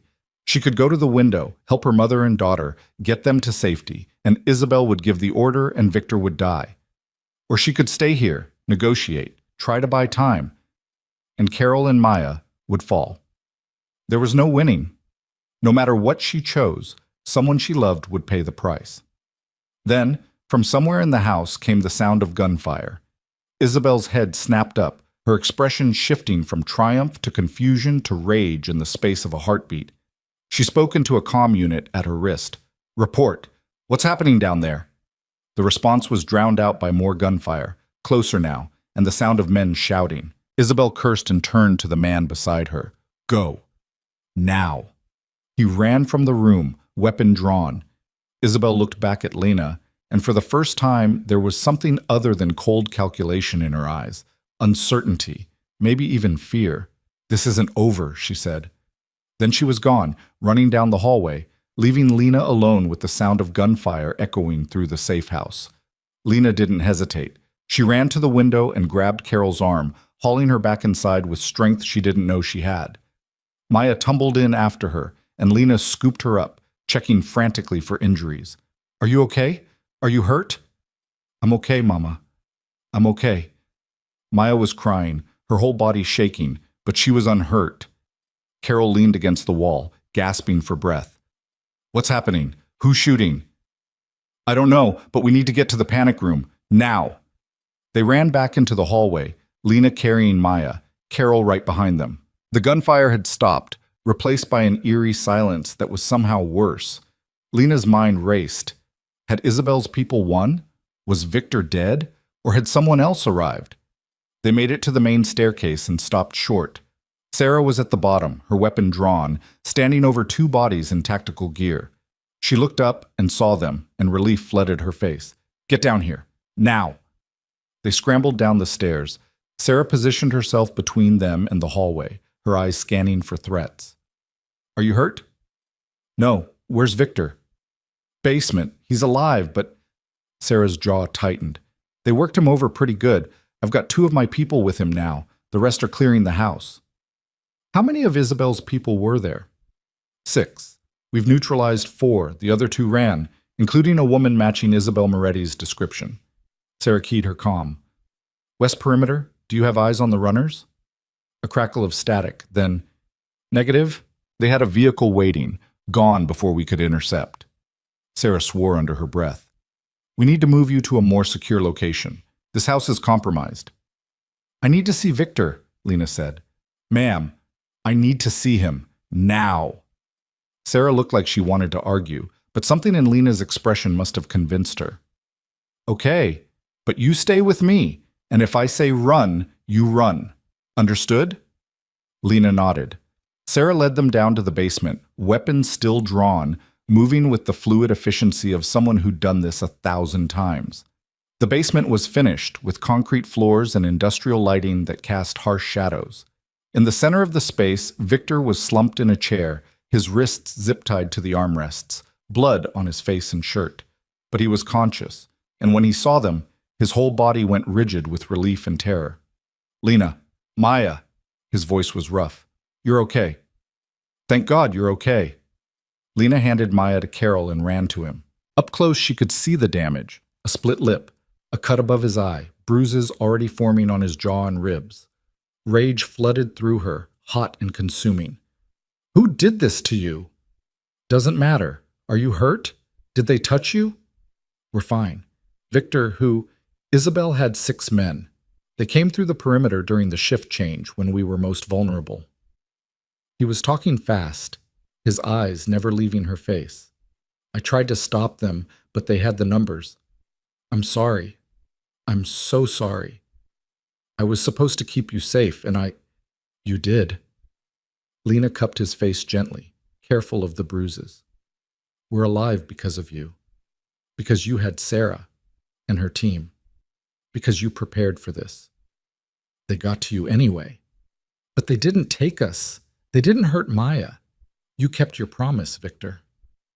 One of Sarah's people appeared with a knife and cut the zip ties. Victor's hands were free, but he didn't move except to reach up and cover Lena's hands with his own, pressing them against his face like he needed the contact to believe she was real. "I heard the gunfire," he said quietly. I thought I'd lost you." "You didn't. We're here. We're safe." He pulled her closer, resting his forehead against hers, and Lena felt something fundamental shift between them. This man had been beaten, tied up, threatened with death, and his first concern was still for them. Not revenge, not anger, just relief that they were okay. "Victor," she whispered, "I need to tell you something." "Okay." "I was wrong." The words came out in a rush. 4 years ago I was wrong. I thought I was protecting Maya by running, but all I did was take her away from someone who loves her, who would have protected her with everything he had. I was so scared of who you were that I couldn't see who you could become. Victor's hands tightened on hers. "Lena, let me finish." She pulled back enough to look him in the eye. "You've spent 3 years becoming someone worthy of being her father, of being my—" She stopped, the word catching in her throat. "And I kept punishing you for who you used to be instead of seeing who you are now. That wasn't fair. You deserved better." "I deserved exactly what I got," Victor said roughly. "You had every reason not to trust me, every reason to run. I'm just grateful you came back." "I'm not just back for a week anymore." Lena's voice was steady now, certain. "I'm staying. If you want us, if you still want to try, I'm staying." Victor's eyes closed, and when he opened them again, they were bright with unshed tears. "Are you sure? Because, Lena, once you say that, I'm not letting you go again. I can't." "I'm sure," she smiled, feeling lighter than she had in years. "We're a family, the three of us. And families don't run from each other. They fight together." "Mama?" Maya's small voice interrupted them. She was standing a few feet away with Carol, her eyes wide and worried. "Is Daddy okay?" Victor turned to her, and despite the blood and bruises, his smile was radiant. "I'm okay, sweetheart. Come here." Maya ran to him, and Victor scooped her up with a wince that he tried to hide, holding her tight. "I'm sorry I scared you, baby girl, but everything's going to be okay now." "Promise?" "Promise." He kissed the top of her head, then looked at Lena over their daughter's curls. "I promise all of you, we're going to end this. Together." Sarah cleared her throat. "Sir, I hate to interrupt, but we need to move. Isabel knows where this location is now. We're sitting ducks if we stay." Victor nodded, already shifting into the mode Lena recognized. Controlled, strategic, dangerous. But this time, she wasn't afraid of it. This time, she understood that the man who could be ruthless when protecting his family was the same man who made chocolate chip pancakes and built swing sets on hope. "Where can we go?" Lena asked. "I have another property, smaller, more remote. No one knows about it except Sarah." Victor set Maya down carefully and stood, wincing. "We can regroup there, figure out our next move." "No." Lena's voice was firm. "No more running, no more hiding. We end this now." "Lena, it's too dangerous." "Everything's dangerous," she shot back. "Staying here is dangerous. Running is dangerous. But I'm done letting Isabel Moretti dictate our lives. You said you had leverage on her, so use it." Victor looked at her for a long moment. Then, slowly, he smiled. Not the gentle smile he gave Maya, but something sharper, more like the man he used to be. "You're sure about this?" "I'm sure. She came into your house. She threatened our daughter. She hurt you." Lena's hands clenched into fists. "She doesn't get to walk away from that." "Okay." Victor pulled out his phone, wincing as the movement pulled at his bruised ribs. "Sarah, get me secure comms, and find out where Isabel Moretti is right now. I don't care what it takes." "Yes, sir." Victor turned to Carol, who'd been watching all of this with sharp, assessing eyes. "Ma'am, I'm sorry you've been dragged into this. If you want to leave, I can arrange—" "I'm not going anywhere," Carol interrupted. "That woman threatened my granddaughter. I want to see her pay for it." Despite everything, Victor laughed. "I can see where Lena gets her strength." "Damn right." Carol moved to stand beside her daughter, and Lena felt a surge of gratitude for this fierce, unbreakable woman who'd raised her to never back down. Sarah returned with a laptop and secure phone. "Moretti's at her family estate in Lake Forest. She arrived 20 minutes ago. Our contact says she's in her office, alone. Perfect. Victor's smile was cold. Set up the call. It's time Isabel and I had a conversation about boundaries. 5 minutes later, they were gathered around the laptop in the basement, watching as the call connected. Isabel's face appeared on the screen, composed and beautiful despite the chaos she'd just fled. When she saw Victor, bloodied but upright, her expression flickered with surprise. You got out faster than I expected. You underestimated my people, and me. Victor's voice was ice. That was a mistake. Was it? Because from where I'm sitting, I accomplished exactly what I intended. I proved that I can get to you anytime I want, that your precious new life isn't as safe as you thought. And I'm about to prove that you should have left well enough alone. Victor leaned forward, his eyes hard. I have documentation of every illegal transaction your family's made in the last 5 years. Names, dates, amounts. Enough to put your father and both your brothers in federal prison for the rest of their lives. Isabel's smile faltered. You're bluffing.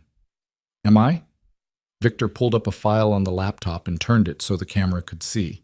Even from Lena's angle, she could make out names and numbers, official-looking documents stamped with legal seals. This goes to the FBI in... He checked his watch. 12 hours unless you do exactly what I say. You wouldn't. Releasing that information would implicate you too. I don't care.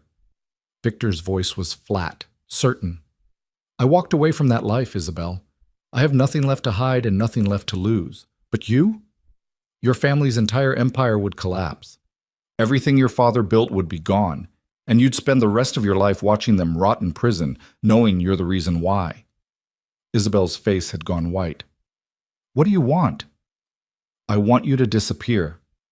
Victor's words were carefully spaced, deliberate. I want you to leave Chicago, leave Illinois, and never come within 100 miles of my family again. I want you to forget Lena exists, forget Maya exists, forget I exist. And if I refuse, then 12 hours from now, your life as you know it ends. Victor's smile was sharp.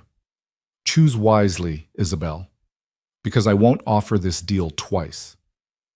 Isabel stared at him through the screen, and Lena could see the calculations running behind her eyes, the weighing of options, the search for leverage she no longer had. You've changed, Isabel said finally. The old Victor would never have threatened me like this. He would have just handled it quietly. The old Victor didn't have a daughter to protect, he replied. The old Victor didn't have anything worth fighting for. Now I do.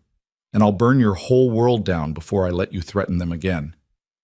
And if I agree, if I leave, what guarantee do I have that you won't release that information anyway? You have my word. Victor's voice softened slightly. I'm not doing this for revenge, Isabel. I'm doing it to protect my family. If you leave us alone, I have no reason to destroy yours.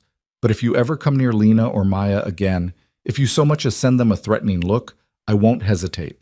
That information goes public, and I'll make sure everyone knows why. Isabel was quiet for a long moment. Then she laughed, bitter and broken. You really do love her, don't you? This isn't about strategy or power. You actually love this woman. More than anything in the world. Then you're a fool. But there was no heat in it anymore, just resignation. Fine. You win. I'll leave. You'll never see me again. Smart choice. Victor started to end the call, then paused. And Isabel, if I find out you've sent anyone else after us, if anything happens to my family that traces back to you in any way, the deal's off. Understood? Understood. Isabel's image disappeared as she ended the call from her side. The basement fell into silence. Victor sat back in his chair, the adrenaline finally leaving his system, and Lena saw how much the confrontation had cost him. He was swaying slightly, his face pale beneath the bruises. Sarah, get medical up here, Lena said quickly. He needs to be checked out. I'm fine, Victor protested, but his voice was weak. You're not fine. You've been beaten, tied up, and you probably have a concussion. Lena moved to his side, supporting him. Let someone take care of you for once. He looked up at her, and something in his expression made her breath catch. You're staying, he said, like he still couldn't quite believe it. You're really staying. I'm really staying. Lena brushed his hair back from his forehead, gentle around the injuries. Someone needs to make sure you don't do anything stupid. Might as well be me. And me? Maya pushed her way between them, wrapping her small arms around Victor's leg. I'm staying too. Right, Daddy? Right, sweetheart. Victor's voice broke slightly as he looked down at his daughter. You're both staying. We're all staying together. Carol spoke up from her position by the door. I think I'll head back to Oregon, actually. Give you all some space to figure out this family thing. Mom, you don't need me hovering, Lena. And honestly, I could use some peace and quiet after all this excitement. But Carol's eyes were warm as she looked at her daughter. Call me when you're settled and bring my granddaughter to visit. I will. Thank you for everything. That's what mothers do. Carol moved to give Lena a hug, then surprised everyone by hugging Victor too. Take care of them, she said quietly. Both of them. Or I'll come back and finish what Isabel started. Victor managed a smile. Yes, ma'am. The medic arrived and began checking Victor's injuries while Sarah organized transport back to the secure property. Lena stayed close, one hand in Victor's, the other holding Maya, her family. Imperfect, complicated, forged in danger and held together by hope. But hers. As the medic cleaned Victor's wounds and Sarah coordinated their departure, Lena felt the weight of 4 years finally lifting from her shoulders. She'd run because she was afraid. She'd hidden because she thought it was the only way to keep Maya safe. But safety wasn't about running. It was about standing with the people you loved, facing the dangers together, and trusting that you'd be there to catch each other when you fell. She'd learned that the hard way. But she'd learned. Lena? Victor's voice pulled her from her thoughts. What are you thinking about? The future, she said. For the first time in 4 years, I'm actually thinking about the future. His hand tightened around hers. What does it look like? Lena looked at Maya, already chattering to the medic about Mr. Hops and his missing ear. Then she looked at Victor, battered but upright, his eyes full of love and hope and determination. It looks like us, she said simply. All of us. Together. Together, Victor echoed. I like the sound of that. Me too. And for the first time since she'd walked into that Chicago cafe and locked eyes with the man she'd run from, Lena felt something she hadn't allowed herself to feel in years. Hope. Not the desperate, fragile hope of someone running from their past, but the solid, certain hope of someone ready to build a future. Whatever came next, whether Isabel kept her word, whether new threats emerged, whether the path ahead was smooth or full of obstacles, they'd face it together, as a family. And that was worth fighting for. The secure property Victor took them to was nothing like the safe house. It was smaller, older, a renovated farmhouse on 50 acres of land that rolled away in gentle hills toward a distant tree line. No high walls, no obvious security, just a worn gravel driveway, and a house that looked like it had been standing there for 100 years. But Lena noticed the cameras hidden in the eaves, the reinforced door frames, the way Sarah's team had positioned themselves around the perimeter before Victor even pulled the SUV to a stop. It's not much, Victor said as he helped Maya out of the car. The medic had cleared him with orders to rest, ice his ribs, and avoid getting beaten up for at least a week. But it's secure, and it's ours. Lena looked at the house, at the porch swing moving gently in the winter breeze, and felt something settle in her chest. This wasn't a fortress, it was a home. It's perfect, she said. They spent the rest of the day settling in. Carol left after lunch, catching a car service to the airport, with promises to call when she landed. Maya explored every corner of the house with the boundless energy of a child who'd already forgotten the morning's terror, finding treasures in old closets and declaring the attic bedroom hers despite Victor's concerns about the stairs. By evening, Victor was moving stiffly, his bruises darkening to purple and black despite the ice packs. Lena finally ordered him to sit down and stop pretending he was fine. I'm fine, he protested, even as he lowered himself carefully onto the couch. You have 3 cracked ribs and a concussion. You're the opposite of fine. She handed him 2 pain pills and a glass of water. Take these. Rest. Let someone else be in charge for 5 minutes. Victor took the pills, but his eyes never left her face. I'm not used to being taken care of. Get used to it. Lena sat beside him, close enough that their shoulders touched. That's what families do. They take care of each other. Family. He said the word like he was testing its weight. Is that what we are now? What else would we be? I don't know. He stopped, searching for words. 4 days ago, you could barely stand to be in the same room with me. Now you're talking about staying, about being a family. It feels too good to be real. Lena understood the fear beneath his words. She'd felt it too, the terror of hoping for something you'd convinced yourself you could never have. But watching him with Maya over the past few days, seeing the man he'd become, she'd realized that fear was just another kind of prison. It's real, she said firmly. I'm real. Maya's real. This is happening, Victor. You just have to trust it. I'm trying. His voice was rough. But every time I close my eyes, I see Isabel's men coming through that door. I see you and Maya in danger, and I couldn't stop it. I couldn't protect you. You did protect us. We're alive because of you. But what if next time there won't be a next time? Lena took his hand, lacing their fingers together. Isabel's gone. You made sure of that. And if anyone else tries to threaten our family, we'll handle it. Together.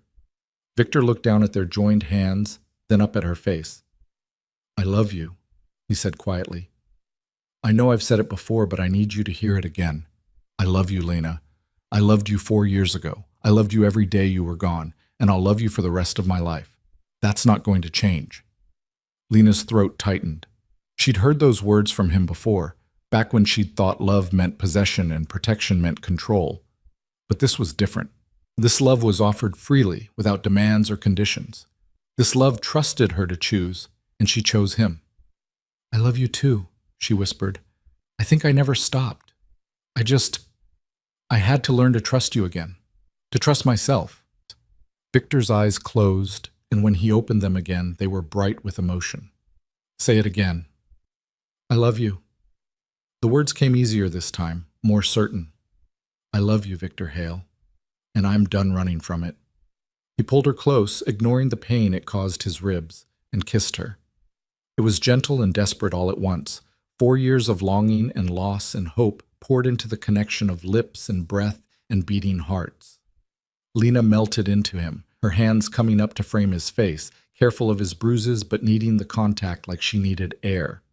When they finally broke apart, both breathing hard, Victor rested his forehead against hers. Marry me, he said. Lena pulled back, startled. What? Marry me. He was smiling now, that rare, genuine smile that transformed his whole face. I know it's fast. I know we have things to figure out. But Lena, I've wasted 4 years without you. I don't want to waste another day. Marry me. Make this official. Let me be your husband and Maya's father in every way that matters. Lena's heart was racing. A week ago, she would have said it was too soon, too risky. She would have listed all the reasons why they needed to take things slow, build trust gradually, make sure Maya adjusted before making any permanent changes. But she was done being afraid. Yes, she said. Yes, I'll marry you. Victor's smile could have lit up the night. He kissed her again, deeper this time, and Lena felt the last of her walls crumble. This was right. This was real. This was the future she'd been too afraid to imagine. Mama? Daddy? They broke apart to find Maya standing in the doorway, her stuffed rabbit tucked under one arm, watching them with wide, curious eyes. Hey, sweetheart, Lena said, her voice slightly breathless. What's up? Are you kissing? Victor laughed. Yes, we are. Is that okay? Maya considered this seriously. Then she climbed onto the couch between them and announced, I want to kiss too. She planted a sloppy kiss on Victor's cheek, then Lena's, then sat back looking satisfied. There, now we're all kissing. Now we're all kissing, Victor agreed, pulling her into his lap. Maya, your mama and I need to tell you something. Okay. We're going to be a real family now, all of us living together, and I'm going to ask your mama to marry me, which means we'll all have the same last name. Would you like that? Maya's eyes went wide. Really? We'll all be together forever? Forever, Victor confirmed. If that's what you want. That's what I want. Maya threw her arms around his neck, nearly headbutting his bruised jaw in her enthusiasm. I want us to be a family. Lena watched them, her heart so full it hurt. This was what she'd been protecting Maya from. This joy, this connection, this chance to know her father. And in trying to keep her safe, she'd kept her from something precious. But they were here now, together. And that was what mattered. The next morning, Victor's phone rang at dawn. Lena woke to the sound of his voice, low and controlled, speaking to someone in the clipped tones that meant business. She slipped out of bed. They'd fallen asleep together on the couch the night before, Maya between them, and found him in the kitchen, still on the phone. He saw her and held up a finger. 1 minute. Understood. Keep me posted. He ended the call and turned to her. That was my contact at the FBI. Lena's stomach dropped. What happened? Isabel left the country last night. Took a private jet to Paris. My contact says she's not planning to come back. Victor set down the phone, his expression carefully neutral. It's over, Lena. She's really gone. The relief was so intense that Lena's knees went weak. She grabbed the counter to steady herself. Are you sure? As sure as I can be. She transferred a significant amount of money overseas, closed her accounts here, told her family she needed time away. All the signs point to her keeping her word. What about Marcus Chen, Thomas Volkov? Chen's been quiet since he heard about Isabel's departure. I think he was counting on her to provide the muscle for any move against me. Without her, he doesn't have the resources. Victor moved closer, his hand settling on her waist. And Volkov reached out yesterday through a mutual contact. He wants to meet. Lena tensed. Is that safe? It's necessary. I need to make it clear that you and Maya are off limits, that anyone who comes after my family will face consequences they can't imagine. His voice was hard now, echoes of the man he used to be. But I'll meet him on neutral ground, with security. I'm not taking chances. When? Tomorrow. Downtown, public place, middle of the day. Sarah will be with me, and I'll have backup position throughout the area. He pulled her closer, careful of his ribs. I need to close this door, Lena. Make sure everyone from my old life understands that I'm done, that my family is protected, and then we can move forward without looking over our shoulders. Lena understood. This was the last piece, the final conversation that would let them truly start fresh. Okay, but I'm coming with you. Lena, I'm coming with you, she repeated firmly. You said we do this together. That means I don't sit home wondering if you're going to come back. I'm there, by your side, showing Volkov and anyone else watching that we're a united front. Victor studied her face, and she saw the moment he decided not to argue. Okay, but Maya stays here with Sarah's team, non-negotiable. Agreed. Lena had no intention of bringing their daughter anywhere near this meeting. We'll leave her with Sarah. She'll be safe here. They spent the rest of the day preparing. Victor made calls, arranged the meeting location, coordinated security. Lena talked to Maya about staying with Sarah for a few hours, framing it as a special play date. And that night, after Maya was asleep, Victor went over every detail of the plan until Lena knew it by heart. The meeting was set for noon at Millennium Park, near the bean sculpture where tourists gathered in crowds thick enough to provide cover but sparse enough to spot threats. Victor would approach from the north, Lena from the south, meeting in the middle where Volkov would be waiting. Sarah and her team would be positioned in a perimeter, watching for any sign of trouble. What if he brings people? Lena asked. He will, but they'll be there as a show of respect, not a threat. Volkov's old school. He believes in protocol, in doing things the right way. This meeting is about establishing boundaries, not starting a war. And if you're wrong? Victor looked at her steadily. Then you run. Don't wait for me, don't try to help. You get to the extraction point and you let Sarah get you back to Maya. Promise me, Lena. She didn't want to promise. Every instinct screamed against leaving him if things went wrong, but she also knew that Maya needed at least one parent to come home. I promise, she said, but you better come back to us. Always. He kissed her forehead, then her lips, soft and lingering. I'll always come back to you. The next morning dawned cold and clear, winter sunlight glinting off the snow-covered ground. Lena dressed in layers, jeans, boots, a coat that concealed the panic button Victor had insisted she wear. Maya was still asleep when they left, Sarah sitting beside her bed with a book. a weapon within easy reach. The drive into the city was quiet. Victor held her hand the whole way, his thumb tracing circles on her palm, a small gesture of comfort that steadied them both. When they arrived at the park, he squeezed her hand once, hard. "Remember the plan. Stay visible. If anything feels wrong, you run." "I will." She squeezed back. Be careful." "You too." They separated, Victor heading north while Lena circled around to approach from the south. The park was busy despite the cold, tourists and locals mixing together in the holiday crowds. Lena spotted Sarah's team almost immediately. They were good, but Victor had told her what to look for. A man reading a newspaper near the entrance. A woman with a stroller positioned by the skating rink. A couple taking selfies near the sculpture, their eyes constantly scanning. She felt safer knowing they were there. At exactly noon, Lena reached the meeting point. Victor was already there, standing with his hands in his pockets, looking relaxed despite the tension she knew he was feeling. And across from him stood a man who could only be Thomas Volkov. He was older than she'd expected, maybe 60, with silver hair and the kind of face that had seen too much and forgotten none of it. He wore an expensive coat and leather gloves, and two men flanked him at a respectful distance. Bodyguards, clearly, but not threatening. Volkov's eyes tracked Lena as she approached, assessing her with the sharp gaze of someone who made his living reading people. When she reached Victor's side, his eyebrows rose slightly. "So this is the woman who made Victor Hale give up his empire," Volkov said. His accent was thick, Russian vowels blurring the edges of his words. "I wondered what kind of person could accomplish such a thing." "I didn't make him give up anything," Lena said evenly. "He made that choice himself." "Did he?" Volkov smiled, but it didn't reach his eyes. "Or did you simply give him something he wanted more?" "Does it matter?" Victor's voice was cold. "I'm out, Thomas. Have been for 3 years. Whatever business we had together ended when I walked away. And yet you call me here demanding a meeting. That suggests our business is not quite finished." "Our business is finished. This is about making sure you understand the new rules."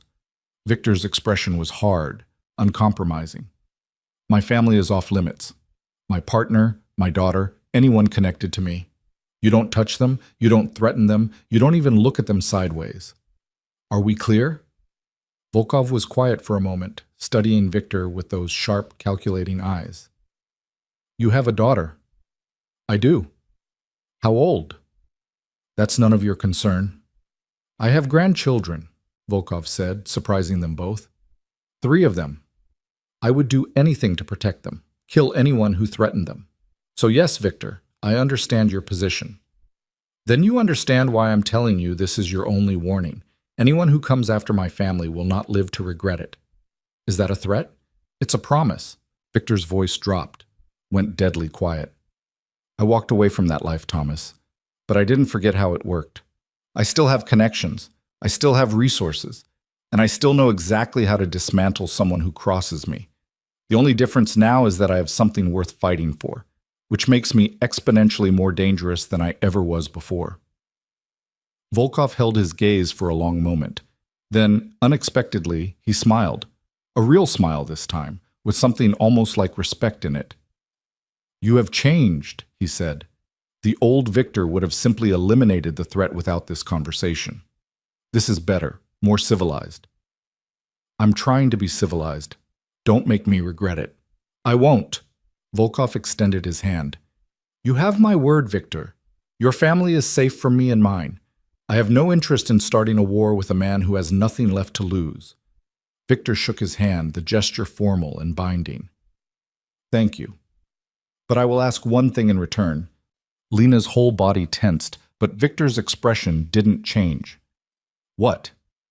Stay out of Chicago. Your presence here creates complications, raises questions. People remember you, Victor. They remember what you were capable of. And some of them, not me, but some, will see you as a threat simply by existing. Volkov's eyes were serious now. Take your family somewhere else. Build your new life far from the shadows of the old one. That way, there will be no accidents, no misunderstandings, just peace. It was a reasonable request, more than reasonable, considering the alternative. But Lena saw Victor hesitate, saw him weighing the cost of leaving the city he'd once commanded. Chicago is my home, he said finally. It was your home, Volkov corrected gently. But you have a new home now, wherever your family is. Am I wrong? Victor looked at Lena, the question clear in his eyes. She thought about the farmhouse, quiet and safe and far from the memories that haunted this city. She thought about Maya growing up somewhere clean, somewhere without the weight of Victor's past hanging over them. He's right, she said softly. Chicago was your home, but it doesn't have to be anymore. Victor's hand found hers and squeezed. Then he turned back to Volkov. Okay, we'll relocate. You have my word. Then we have an understanding. Volkov nodded to his men, who immediately began moving back toward the parking lot. I hope you find peace, Victor. You've earned it. He walked away, his bodyguards falling into step beside him, and within moments they disappeared into the crowd. Lena let out a breath she didn't know she'd been holding. That went better than expected, she said. It did. Victor was still watching the spot where Volkov had disappeared, his expression thoughtful. He's right, you know, about leaving. As long as we stay in Chicago, there will always be someone who remembers, someone who sees an opportunity or a threat. We can't build a real life here. So where do we go? Anywhere you want. He turned to her, his storm gray eyes warm despite the cold. The farmhouse is ours if you want it, or we could go back to Oregon, to your town, or somewhere completely new. You choose, Lena. I'll follow. The offer was so simple, so trusting, that it took her breath away. He was giving her complete control over their future, no conditions, no demands, just faith that wherever she chose would be right. The farmhouse, she said. It feels like home already, and Maya loves it. Then the farmhouse it is. Victor pulled her close, wrapping his arms around her despite the crowd around them. We'll make it official. Transfer the deed into both our names. Build a life there. Together. Together, Lena echoed, and felt the last piece click into place. They were really doing this, building a family, a future, a life far from the shadows that had haunted them both, and it felt like coming home. The weeks that followed passed in a blur of planning and preparations. They officially relocated to the farmhouse, bringing Maya's few belongings and the pieces of Lena's life in Oregon that mattered. Victor arranged for the apartment in River North to be sold. The safe house transferred to Sarah as payment for her loyalty. He closed his security consulting firm and started over, building something smaller and more legitimate. Freelance risk assessment, all done remotely, nothing that required him to step back into the world he'd left behind. Lena found work as a freelance writer, crafting stories and articles from the farmhouse office while Maya played in the yard. It was quiet work, peaceful. So different from the chaos of waitressing while looking over her shoulder. She could breathe here. She could think. She could just be.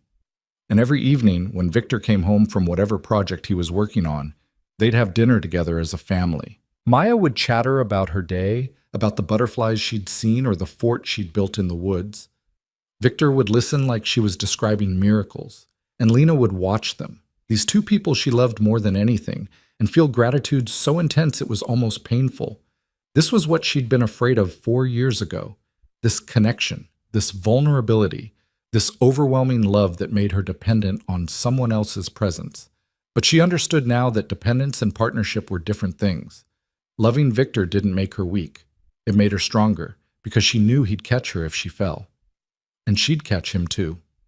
2 months after the meeting with Volkov, on a Saturday morning bright with spring sunshine, they got married. It was a small ceremony in the backyard, just them and Maya and Sarah, and a justice of the peace Victor had known for years. No fancy dress, no elaborate decorations. Just vows spoken under an old oak tree while Maya stood between them, holding both their hands. I promise to love you, Victor said, his voice steady despite the emotion in his eyes. To respect your choices, to trust your judgment, and to never take your presence in my life for granted.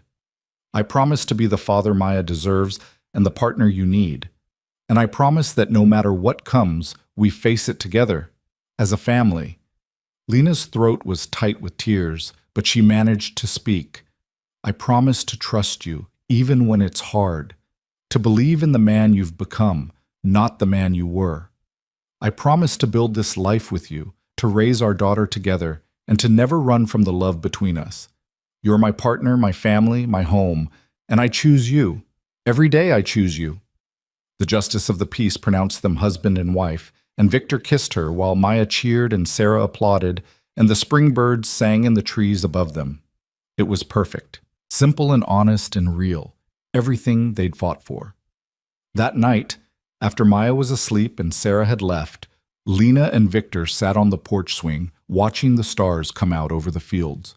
His arm was around her shoulders, her head resting against his chest, listening to the steady beat of his heart.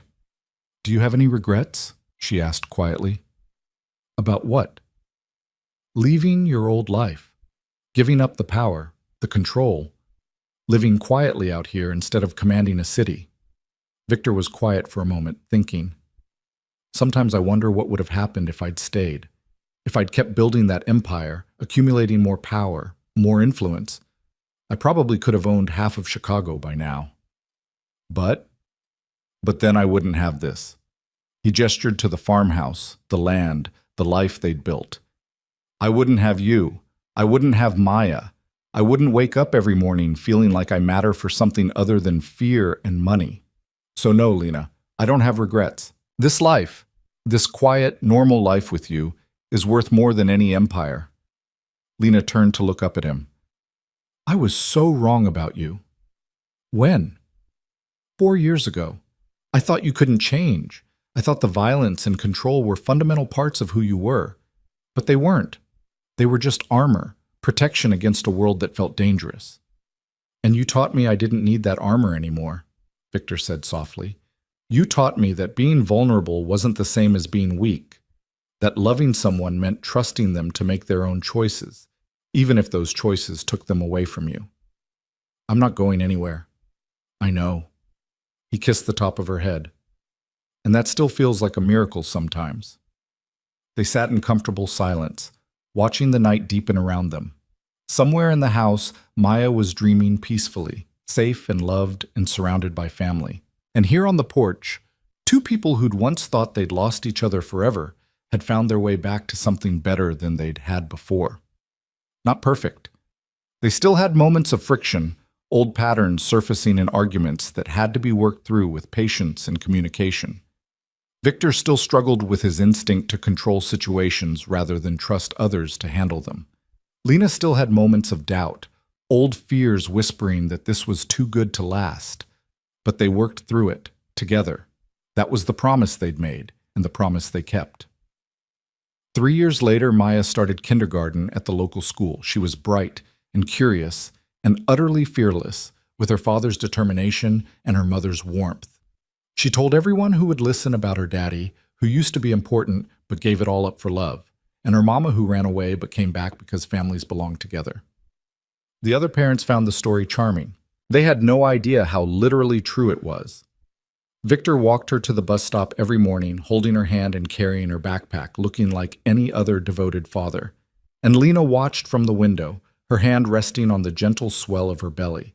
A new life growing, a brother or sister for Maya, another chance to get it right from the beginning. She'd told Victor about the pregnancy last week, watching his face transform from shock to joy to overwhelming tenderness. He dropped to his knees in front of her, pressed his face to her stomach, and cried. Happy tears this time. Grateful tears.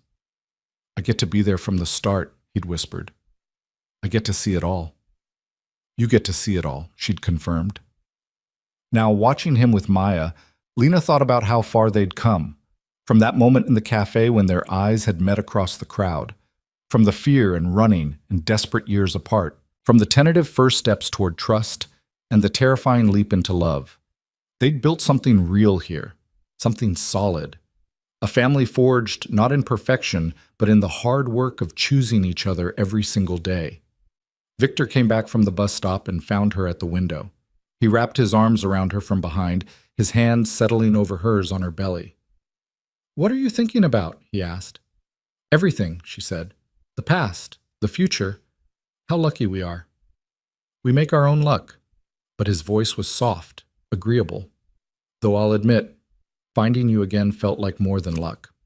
Felt like fate." "Do you believe in fate?" "I believe in second chances. And I believe that some things are worth fighting for, no matter how impossible they seem." He turned her around to face him, his storm-gray eyes warm with love. You were worth fighting for. Maya was worth fighting for. This life was worth every sacrifice I made to get here. Lena reached up and cupped his face, this complicated, beautiful man who'd torn down an empire to build a family. I love you. I love you too. He kissed her, slow and sweet and full of promise. Always. From somewhere down the road came the sound of children's laughter, the bus carrying Maya and her classmates to school. The sound of normal life, everyday life, the kind of life Lena had once thought they could never have. But they had it now. And they would protect it, nurture it, grow it into something even more beautiful with time, together. Because that was what families did. They chose each other every single day and built a life worth living from the foundation of that choice.